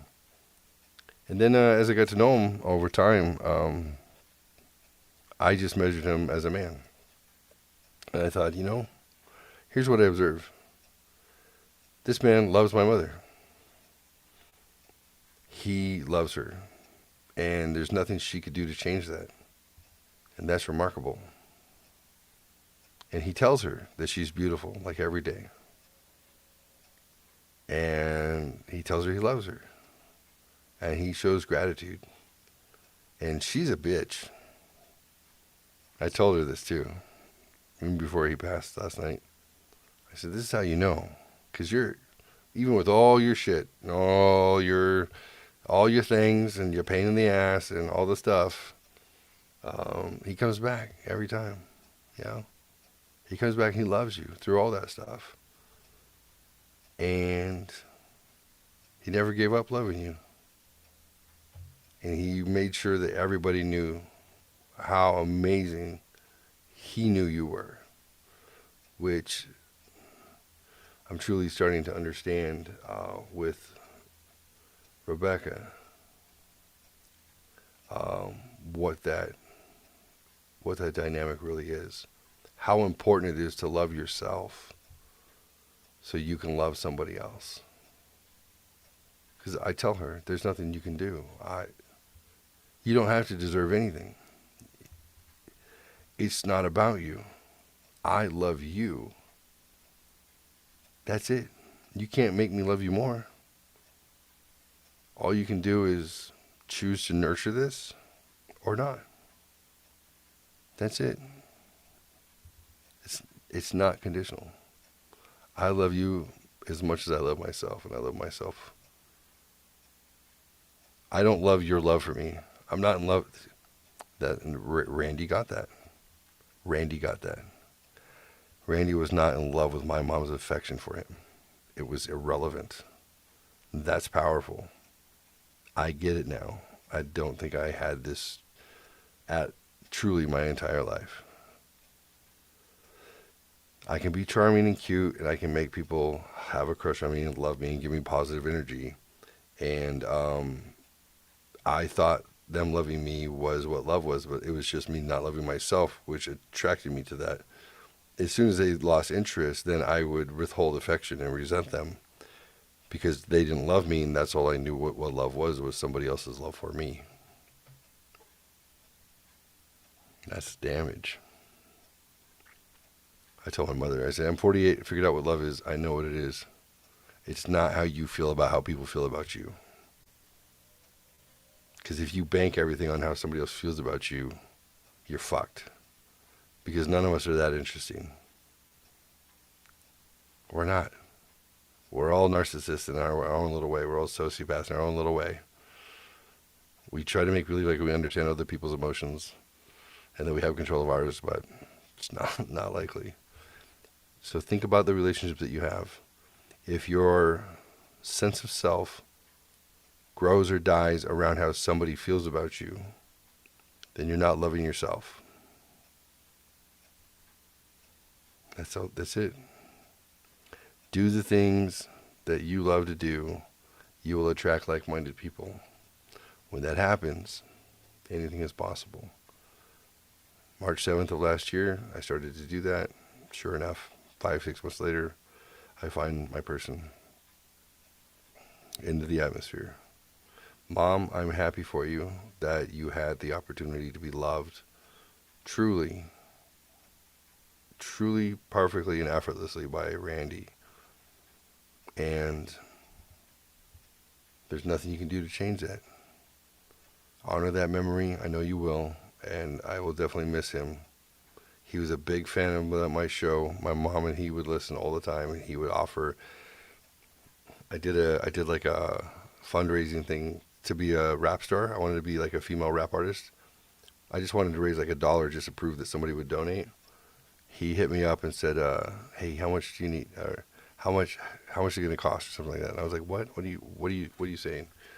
He's like, "Well, how much?" He goes, I said, "For what?" He goes, if you need money to do the show, it's really important that we keep your show on." I was like, oh, the fundraiser thing. No, I was just pooping, and I found out that Facebook had fundraisers, so I made one. I don't really want to be a female rap artist. He goes, listen, he goes, I'm not kidding. Just let me know. We'll take care of it. Like, it's really important to your mom, and your mom is really important to me. He goes, actually, I really like your show too. He goes, I'm actually very impressed that you can do that. So he's like, I said, I'm going to just say thank you for the compliment. You just take care of my mom. I appreciate you for that. You're a good man. I'll do what I do, and if I need a nickel, I ask you, but I think we're okay. And he's like, okay.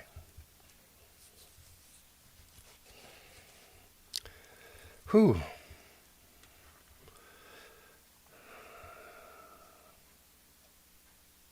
Tough day. Yeah, tough day. Tougher for my mom, tougher for his daughters, his family's grandkids. It's tough. Here's the thing. He was playing cards. He dropped. They tried. He died. 71, 72 is not bad for a man who's been blue collar, had, crashed drag motorcycles constantly. It's not bad. It's not bad. He did all right. But man, love your family, man. Love one another. You got to do it. Do it. It's not scary. I'm telling you. I've been there. It's not scary. It's chill. It's nice. You don't even have sadness. You don't even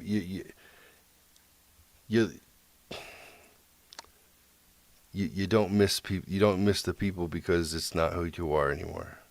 Your energy changes form. There's no sadness. There's no regret. There's no anything. It's just a feeling of whatever you think perfection would have been while you were alive. That's the experience. Until you lose the word of perfection because you don't need it. And then it just is. So don't be afraid of the is. I don't know what I'm talking about. My experiences are mine. I know I'm a kook, but I may exaggerate. I may use hyperbole. I will tell you, as God is my witness, as the universe could strike me down for lying, what I'm telling you and what I've told you is as true as anything. It's as true as I'm a handsome man with green eyes.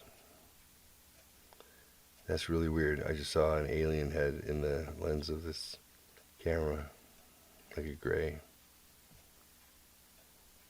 Not kidding, that's weird. Okay. Jeffrey has to meditate tonight. You guys have to go to sleep. All right. Have a good night. Thanks for stopping by. Tell a friend, like, smash, donate $1, do what you want. Have good dreams and control them if you can, because the sex ones are amazing. I tore her up, all of her, in my dream. All right.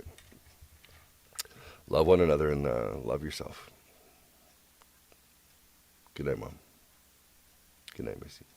Good night, everybody. Good night.